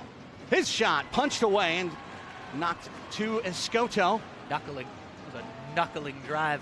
That's why Pardo had to kind of get the fists behind it. Charlie nudges the ball into the corner, and the Sockers can change and put some defensive-minded players on, including Jurado, who steps into the fire of the knockout game. Whew. The young man from Tijuana and Chula Vista, Gerardo Jurado. He's a speedy player, but does he have the speed? Does he have the sense right now? Play goes to the other side. David Gonzalez has drawn in as well. He has. And here is Jurado, speak of the devil. And he shall appear. And he's got Gutierrez. And Christian Gutierrez will shoot and score! Golden Gutierrez! Golazo! 1-0 Sockers! I ain't gonna lie. I thought Cristiano left that roll too far. I couldn't believe he didn't run into it, take a touch towards goal right here as this pass from Jurado comes. Instead, he kind of shuffles to his right, lets it come all the way across his body, almost fully across his body to the point where he had to maneuver to the right, but he catches it oh so sweetly. And he goes top shelf for 1-0 in the knockout game. At 3:05 from Gerardo Jurado. Scored by number 4, Cristiana. Cristiana.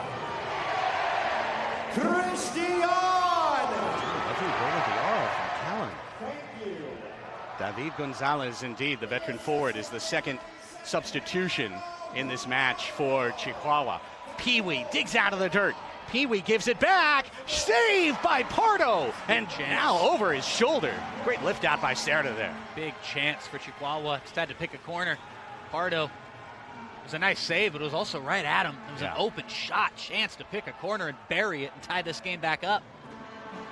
Escalante to Rios. Here comes Jorge Rios. Pareja. Pareja, stop and go on Peewee. Pareja. Up the wall, warded off, back to him, and he scores! He roofs it! His first goal of the playoffs! Jorge Rios has tied the knockout game. We made a shout during game 1 of this night of players following up for their own rebounds. Well, case in point. Not only one goal not enough, 1 minute not enough. Really a fine, fine finish in the end of it. The second bite at the cherry for Jorge Pareja Rios. He makes no mistake about it. That goal at 4:03 after the Sockers scored at 3:05, and another mistake. Defensive clearance and a top of the arc for San Diego here. And these are some tired plays you're seeing from these teams right now. That's a great call, Nate. It's a huge part of this structure of the knockout game, of the mini game.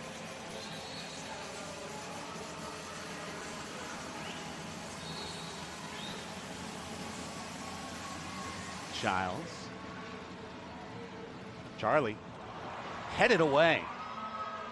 And Childs is under pressure to get it back to Boris Pardo, who's trying to stretch the field back the other direction.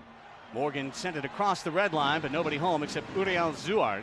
And the Chihuahua Savage now back in the knockout game in even terms at 1-1. Cerda, look out, gives it away. Charlie makes a steal in the crease. And now Tavoy, extra pretty, got the ball away. Charlie to Escoto. Escoto! Save. Gets up from his hips, but too late. Love the effort from Escoto there. Charlie got a touch on this ball. Not enough to get it away from Uriel Zuart. The first 5 minutes elapsing of the knockout game. Here comes Escoto with Gutierrez. You got to get it to Golden Gutierrez. Ooh, Escoto is dropped. He's to the floor again. Common foul called. Chance to get Childs and Morgan back out on the floor. So the 15-minute knockout game, now we can call it the 10-minute knockout game. It's a tie score with just under 10 minutes left for a spot in the finals. Go on. I mean, why not? Rios had been the silent man for Chihuahua all playoffs. Charlie Childs fell over the ball as Aguilar challenged. Now Charlie finds it back, steadies the football. 9:50. It's Morgan. His scooping shot was blocked by Escalante, and the rebound is up for grabs. Big energy boost there from Charlie. That was a race car hitting the Nas right there. One-handed save. The foul was called before, and play was continued by Chihuahua after the whistle. That last little sprint there from Charlie's, I'm talking about tired mistakes and his tired legs out there. That was crucial, preventing a 1v1 opportunity with his goalkeeper. Rojo forward to Morgan. Oh, wrestled away by Escalante, but Rojo rescues the ball. Rojo trying to feed the middle. Morgan staggering out there. Felipe trying to challenge. Berna takes a knee and grabs the ball in the crease. Very well done. Now Felipe has to get back into the play. 9:21 to go, tied 1-1. Match 3. Headed by Peewee. Felipe turns to face the other direction. Surveys and finds Rojo. Overlapping run Gutierrez. Gutierrez off the wall. Jurado. Here's Gerardo Jurado. Medrano saw it lifted out by Cañez, and Pino will run it down. 6 minutes done. Under 9 to play. A 9-minute game. My goodness. Here's Callahan watching this hop over the wall. It's a throw kick in for San Diego. I know I said this construct is quintessential arena soccer. This actually originated back in the old NASL. This was how series would be decided in 11v11 outdoor soccer back in the late 70s in the NASL. I find that fascinating. And of course, the NASL was where the Sockers won their first ever indoor championship in 1981-82, 40 years ago. In the original when the NASL came indoors, and of course into the MISL years. And now here, this is great entertainment for you on Twitch watching right now. Sockers avoided the knockout game that year, which was a mini game, because they swept Tampa Bay Rowdies and Tattoo in 2 games in that final. Shouts to Tattoo, by the way. I'd be watching. Next year's head coach of Mesquite. 8.5 left in the knockout game. Pino walking in. Who will be the hero? Escoto saw that ball go away, and then he stole it back for a moment, and then Pino gave it up, and it's 2v1 Chihuahua. Here they come to take the lead. The shot was blocked. by Rojo. Oh, the look on the face of Eduardo Garay right now tells a million words.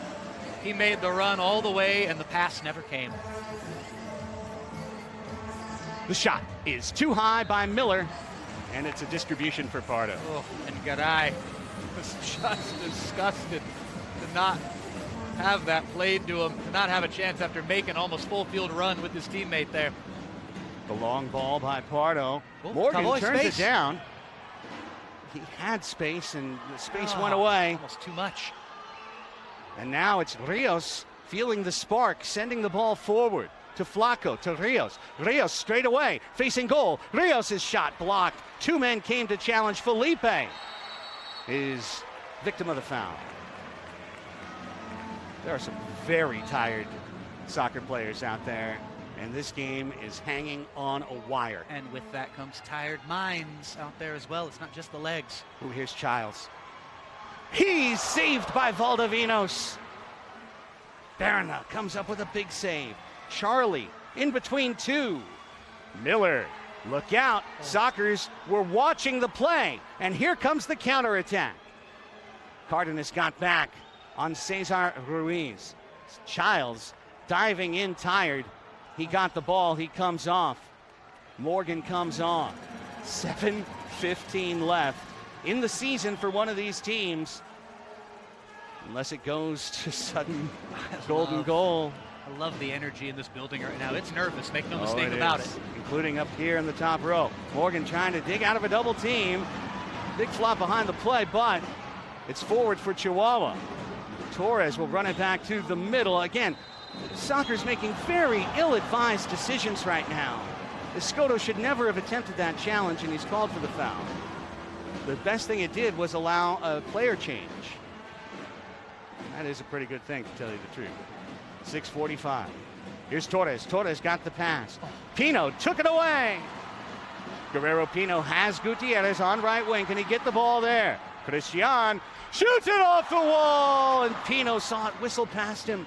Rojo in the corner. Rojo, and another save by Berna. Ball is outside his area. Reverse head attempt by Torres. Now Peewee miskicked that one. Meant to. And it went into the corner, and Garay takes it out, and there's 6:18 left, and the lead pass, it's Cañez, and Pino runs it down. Pardo made the challenge. Pino kicks it out. The game remains tied somehow. Did Pardo get a hand on that? Cries from the Chihuahua bench that Pardo got a hand to it while he was well out of the area. Gutierrez. Rojo. Under 6 minutes in the first quarter. I don't think he did, but that was the complaint from the Chihuahua bench. Childs. Craig Childs. Craig Childs, his shot was blocked. Oh. Two men come to the ball. Cardenas found Childs for a moment. He gets bumped off the play. Well done by Medrano. Serta steals. Serta's got Escoto. He scores! He scores! Churras from Serta!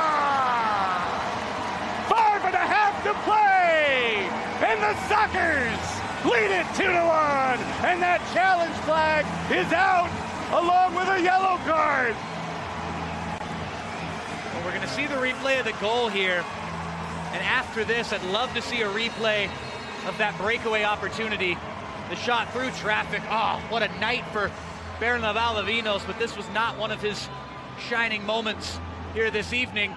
Great high press from San Diego here, and ultimately the shot goes through a defender and then through Valdovinos. So there's the goal.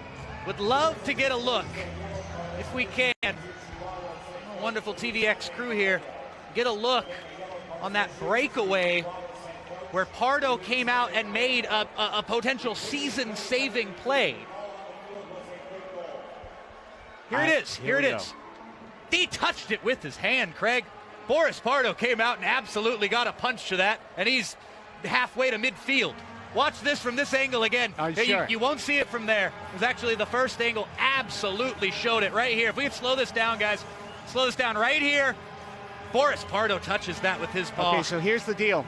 Here's the deal, ladies and gentlemen. Can that come all the way back? It's going to come all the way back. The goal's going to come off the board. It's going to be 1-1, and it's going to be a shootout for Chihuahua to take the lead and potentially win. It's got to be. Advance. And if we could get, I'm really, I want to make 100% sure here. There's the celebration of the goal that might not count after what is effectively a VAR. It's a goal. They have not given the penalty. It's a goal. It's a goal. It's a goal. It's 2-1. It's a goal. Oh my goodness. I want to see. I mean, now Ryan Sigich is the host of Under Review. He just reviewed this call on the floor. We'll get to know his words come Friday. However, as like Brandon Escoto was signing autographs or something. Did Pardo touch the ball? I mean, it's like you're talking about an entire season for two teams on a knife's edge there. If he does, which I'm 90%, something like that. I'm 60% sure. We'll see right here. Slow down here, guys. The ball, does it change? It never changes direction. I don't think he got it. I think he tried, and I don't think he got it. I don't know if the other angle can show us, but, I mean, this is massive right here. From the floor. If we can try to get this slowed down. Yeah, I don't think he got it. I didn't think so the first time, Nate, but you were so convicted. I don't know. I'm still I figured not. I'm looking at it through my own, biased eyes. It is 2-1 San Diego, and there's no more challenge. I'm with the call on the field, and so is Boris Pardo, and the Sockers have the lead, courtesy of Brandon Escoto. Wow. And knowing the consummate pro that is Boris Pardo, if we ask him, did you touch it? He'll say absolutely not, whether he did or not.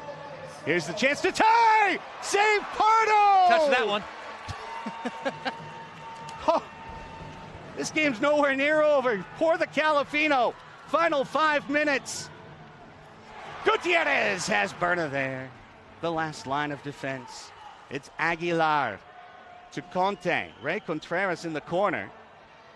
And Gutierrez is always trying to get it. Yeah, go ahead. As we are in the final 5 minutes of this match, presented by Calafino Tequila. Enjoy the fino things in life. Go to calafinotequila.com. Make mine a double, please. Just what a shift that would have been, what you laid out, if that challenge had been successful. It would have been the biggest change in the history of the league, honestly. Macias. Goal would have come off the board. Here's the chance. The Sockers have to keep their heads in this game. Right now, Chihuahua is calmly pressing for the equalizer. It's Contreras.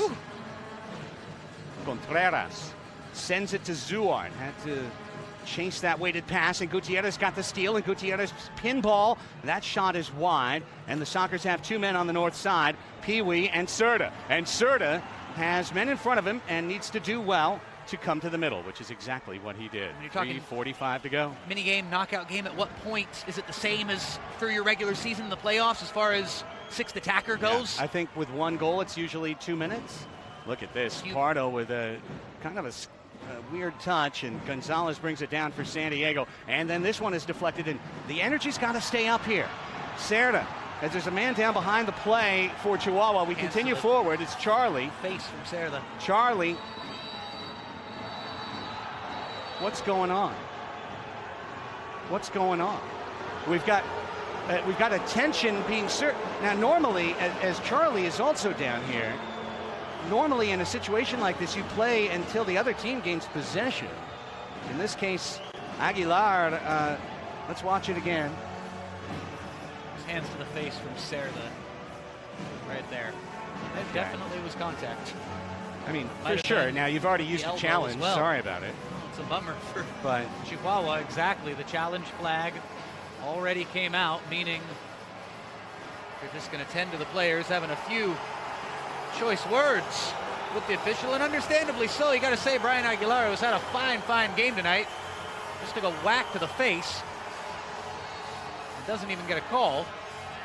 Eventually, we're going to get this thing back underway. 3 minutes and 16 seconds left in the knockout game for a spot in the final. Brian Sigich showing his veteran savvy right there to not yank a card. The words from Aguilar right there. Understanding the gravity of the no call that he made. And the Sockers have a free kick on the other side. Childs Oh, it's Rojo, and a big save by Valdovinos. Biggest save of the night. Series saving potentially. Foul on San Diego. 3:11 left in match 3. Did Boris Pardo touch that ball? I don't think he did. The ball didn't change direction. I don't think he did. Sorry, I was asking the people on Twitch. Popper, nice soul roll. Popper sends it to the left wing shot. Oh, off the right post. Redirected wide by Torres. Oh my God. Cerda kicks it out to Gutierrez. Christian Gutierrez gets past Popper. He's got a man in the middle, Rojo.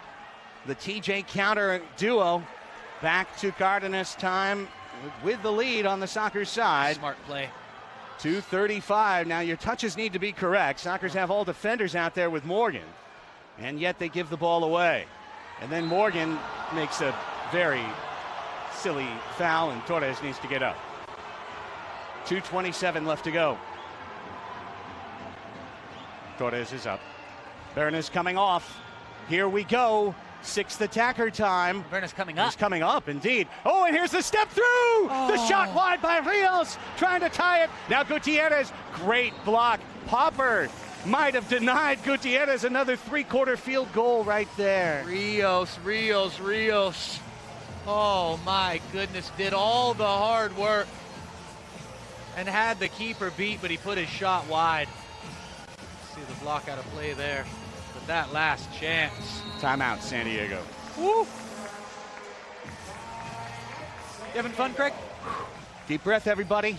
Approaching the 10,000 viewer mark right now here on Twitch. Big shout out to everybody. Make sure you follow the channel. Ron Newman Cup Finals coming up. It's going to be crazy like this. Much love to everybody tuning in on Twitch. And I love, one of the things I really love about the MASL on Twitch is you get this amazing combination of diehard, loyal fans of arena soccer and folks tuning in for the first time.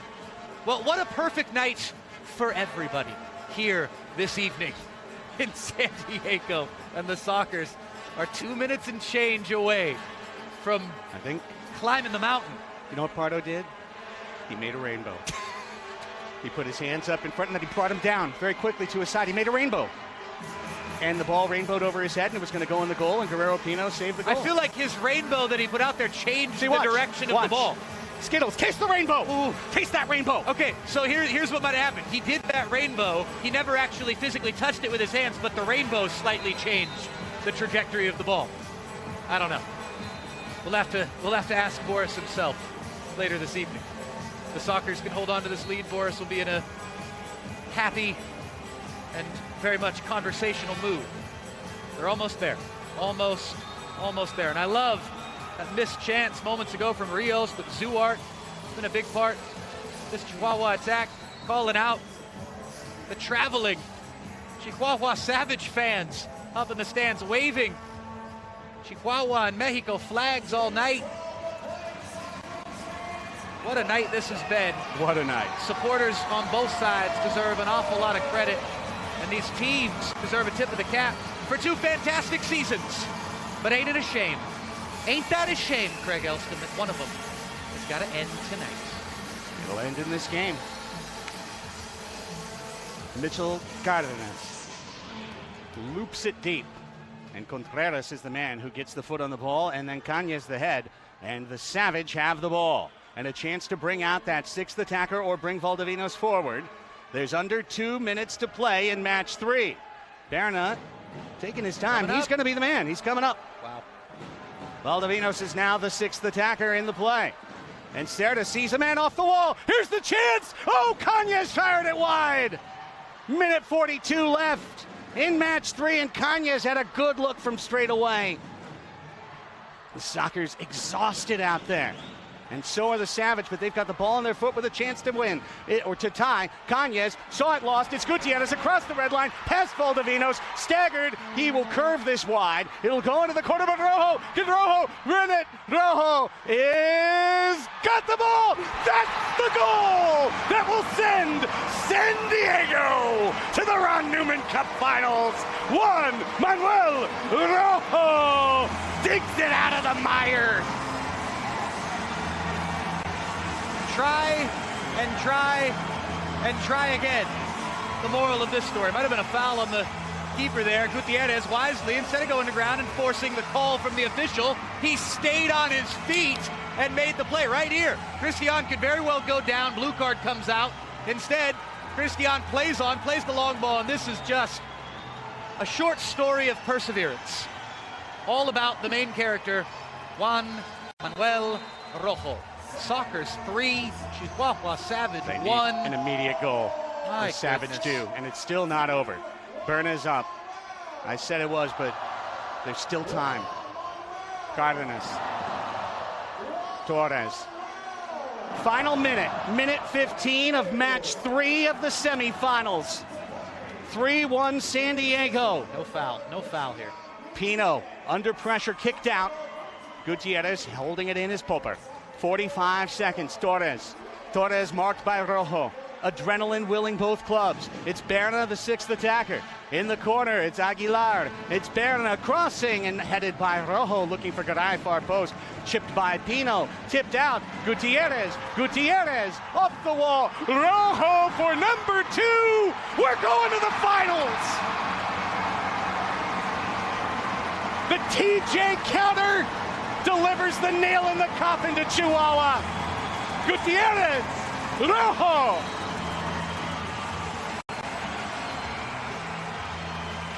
Oh, the yellow cards are coming out and the words are flying right now, and the Sockers need to be smart. They're the ones who are on their way to the championship. And as tempers flare, we see the replay here of Rojo hitting into the empty net, but people need to get separated right now, and the Sockers are the ones with everything to lose. Absolutely. The Sockers are the ones who could get a They're player moving suspended for the Sockers final the if something moving stupid on. happens here right now. Peewee's very upset. Well, and that's what Peewee Ortega is actually coming over, and he's And look showing at Pardo anger. and Valdivinos needing to be separated. And I get where Boris is coming from. Chin to chin here. Work out here. Pardo. And Phil Salvaggio's out on the pitch right now. And the thing is, look, I get where Boris is coming from, and he's going to gee up the crowd right now, and we're going to have fun with this. Boris came sprinting over to get into the fray there. And you know what? Hey, no harm, no foul. Pump this place up. Have some fun, dude. And that's what Boris Pardo's doing right now. And he knows a few of these Chihuahua players, and his beef was directly with Valdivinos. That's what Boris is telling. The Chihuahua number 20 there, Edgar Gonzalez, is saying, hey, I ain't got beef with no one but my opposite number. Because Valdivinos was the one who was doing the most barking down there to begin with. There's a few people who are cool enough with enough people to hopefully help everybody's temper from getting the best of them. And Berna and Peewee. And case in point right here. But there's enough people out there who Berna's don't. still trying to make his case. There's enough people out there right now who don't like each other for this to still I think Phil's get right out of in hand. just saying, okay, go. Like, we get it. You're not happy. However, and I don't know exactly what he's claiming. Nonetheless, they haven't posted that goal, but that 4th goal is definitely a good goal. Valdivinos started pointing right at what it is. I know exactly what it is. It was Rojo after he scored the goal. Valdivinos just did the little pantomime there 2-3 times to make it abundantly clear. There was a double fist pump from Juan Manuel Rojo in the occasion. You'd think a pretty normal thing to do. However, Valdivinos feeling rather easily aggrieved in this situation, which you can also understand. Well, here we're going to see. He feels that there was a double fist pump done looking right at him there. And the motion there, and this is something, it's very important to point this out. We're going to do a review of that?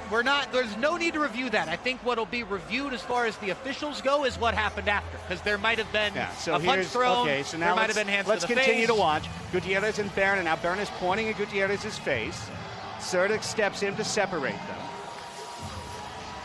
Then here's another everything over there conflict along the glass.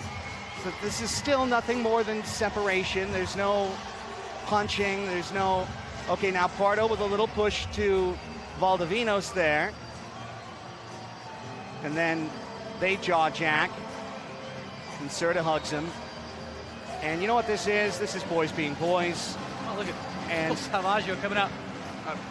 The original motion there, and this is something interesting, is there is some cultural nuance. I'll leave it at that as far as the specific motion, the specific motion. Rojo's getting a card. The specific motion that was shown by Juan Manuel Rojo there. I don't think we need to show it again. But the specific motion that he gave to Berna Valdovinos. I'm not saying Berna was right for the way he responded. Let's go down to hear the PA call. You can understand his anger. Berna Valdovinos. It is a yellow card penalty. And for San Diego, number 4, Christian Gutierrez. Number 27, Boris Pardo. And number 69, Luis Ortega. All players a 5-minute yellow card penalty. Some of the penalties, 14:35. Fist pumps in the penalty box, pounding the penalty box glass, getting the crowd standing and firing up. The goal's finally on the board. It's 4-1. And as is typical when these two passionate teams battle to an end, there's usually something at the end, Nate. We've seen that a lot. But here, what we see is the frustration of a proud, incredibly determined Chihuahua Savage team, a team that gave the Sockers everything they could ask for. If they finished better tonight, Chihuahua would have won in 2 games. They didn't have the finish at exact critical moments when they had open nets and corners. There's 13 seconds left in this one. It'll be seed number 1 versus seed number 2.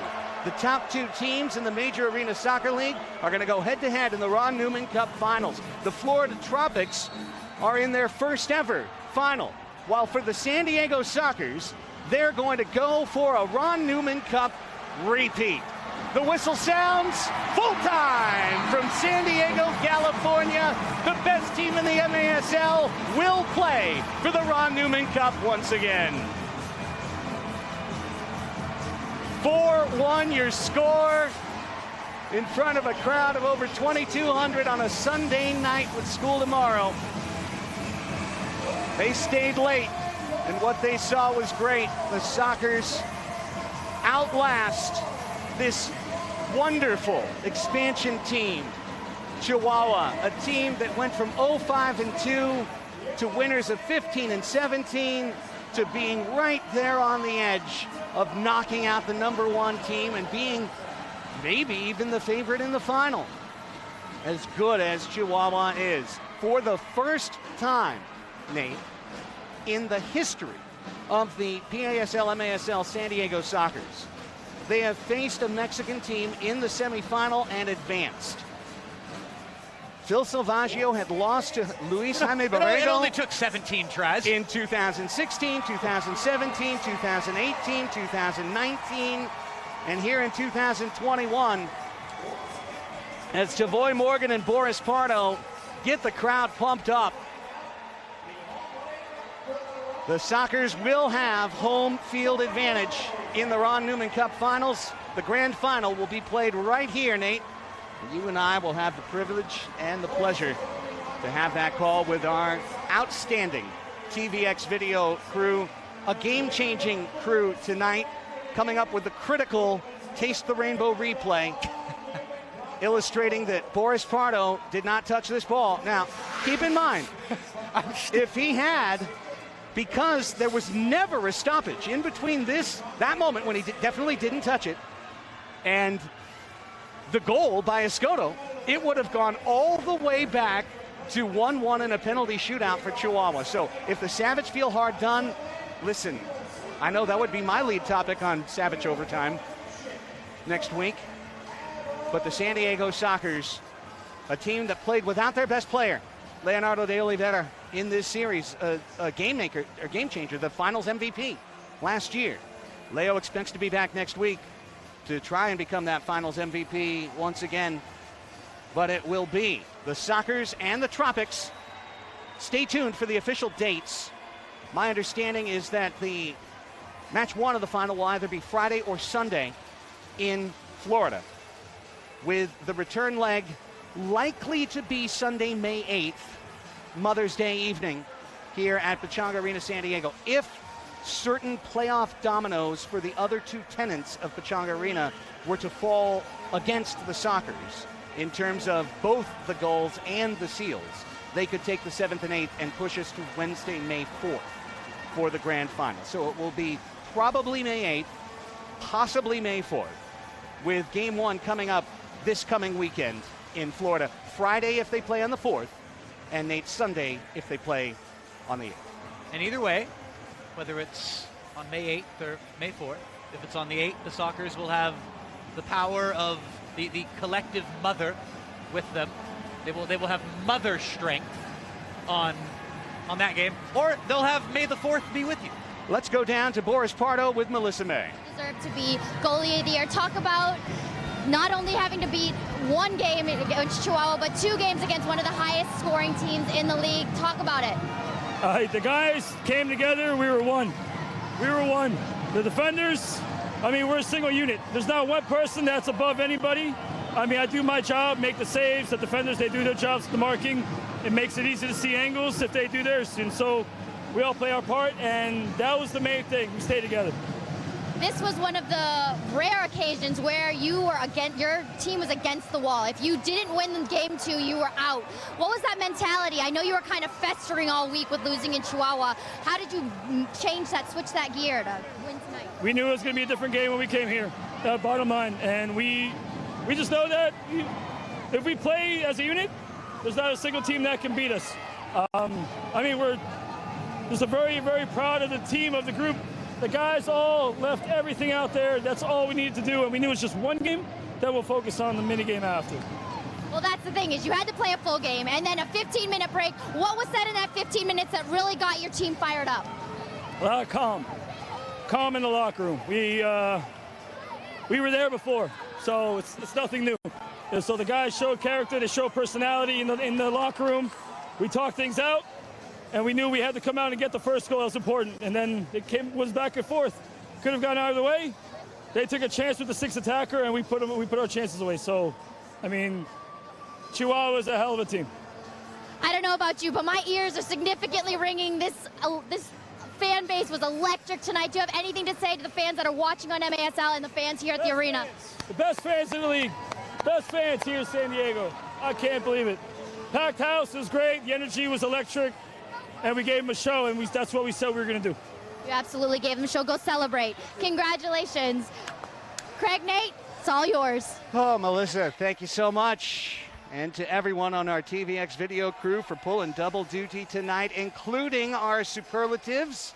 It's time to hand them out, and we start with the fan save of the game for Game 3 as the Sockers advance 2-1 with this 4-1 full-time win. It really was a full game packed into 15 minutes. And there it is. That was to equalize with under 2 minutes left. Pardo seeing the shot from straight away, the most difficult situation for a goalkeeper. A straightaway shot could go any direction. Pardo makes the save. Fan saves will save you money. Make sure you download that Fan Saves app. Follow the San Diego Sockers to save on all of our corporate partners. Now, the front wave goal of the game. Let's go to the finals with the front wave goal of the game. And it will be the game-winning goal. It's Serra, a playoff hero once again. He was on the finishing end in the Ron Newman Cup Finals last year. He gets the steal and the assist, and Escoto fights it through Valdivinos. Man. Great high press here, but for this to be the goal that Valdivinos gives up. Did Aguilar screen him? Pardon me. I think so. I think he screened him at the very last moment. I think so. I think he absolutely got in his keeper's way, got in his own keeper's way. Tired legs, tired minds, everybody trying to do their utmost to win. What you saw, ladies and gentlemen, here on Twitch, the new home of the Major Arena Soccer League, you saw this sport at its most intense possible. Was this the best game in MASL history? Of course not, with those exhausted legs. But you saw people pushed to the brink of elimination. What do you do on the 5th quarter with the 15-minute break that only cools you down, never speeds you up? That break only hurts the athletes in terms of their performance coming into the knockout game.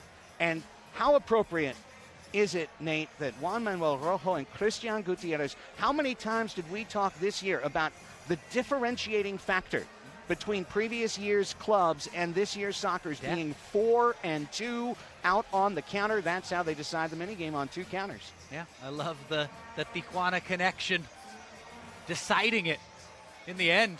And another, Escoto gets the second goal there in the minigame, in the knockout game. So a whole lot of TJ for SD. But as far as the 2 that you spotlighted right there, as far as Rojo and Christian Gutierrez, Tijuana 2-step between the 2 of them up that right wing both times. Such similar goals both times. And I love Christian not going down right there, where he could have gone down, gotten a blue card that might have seen the game out. Now go. You know what'll really see the game out? Another goal. Yeah. Go. Stay on your feet. Send that thing long. And Rojo, a little episode of perseverance there, pokes it home from close range. Shout out to everybody supporting the San Diego Sockers down in Tijuana, Baja California. Much love to the family and friends of Christian Gutierrez and Juan Manuel Rojo.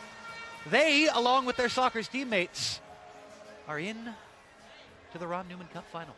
We're going to see this to the very end, my friend, and we're all going to do it together. I want to say a special thanks to our TVX video crew for putting together this night of high drama. Our executive producer was Ted Bendrick, along with myself, and our producer, the Slizzer, Randall Sliz. Go on.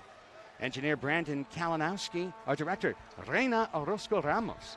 Our camera operators, Emily Sparatos, Lucia Arenas, and Jennifer Chiquito. Buena Chiquito. Our audio engineer on the 1s and 2s, Mark Hattersley. And that's going to do it from San Diego, but not for the MASL season. The Sockers will attempt to win a 16th championship. They will attempt to win their 2nd MASL title and their 2nd in a row.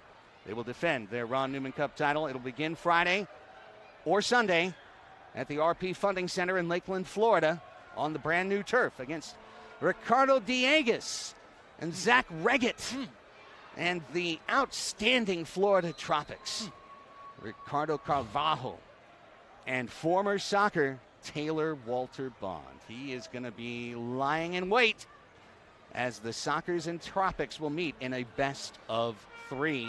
Game 2 will be either May 8th or May 4th here at Pechanga Arena, San Diego. Follow the Sockers at San Diego Sockers on Twitter, Facebook, Instagram, TikTok. We'll put the announcement probably everywhere but TikTok. Should put it on TikTok too. Why not? Got a good crowd over there. And follow us. We'll be back. Just don't dance when you announce it. That's all I ask. One of those. If we had lost, I would have redone the crying girl dancing. Leave the TikTok to the kids. TikTok was the Leave TikTok. I would have 100% done that if we had to lost. The under 40 crowd. But we didn't lose. Okay. The Sockers won 6-2 in match 2, 4-1 in the knockout game. For Nate Abbott, I am Melissa May and our TVX video crew. I'm Craig Elston. Thank you so much to this giant crowd that hopefully enjoyed this evening of MASL soccer. Until we speak to you again on the night of the grand final, so long from San Diego. Ciao.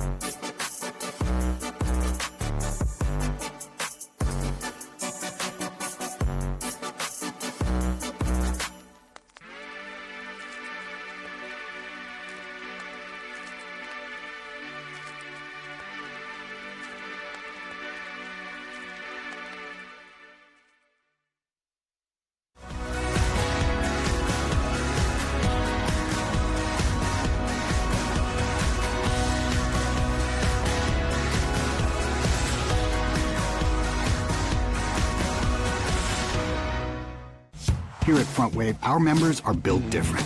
They don't just talk of success. They roll up their sleeves and get it done. And with serious value on banking, lending, saving, planning, Front Wave is right there with you. So dream big. We got you.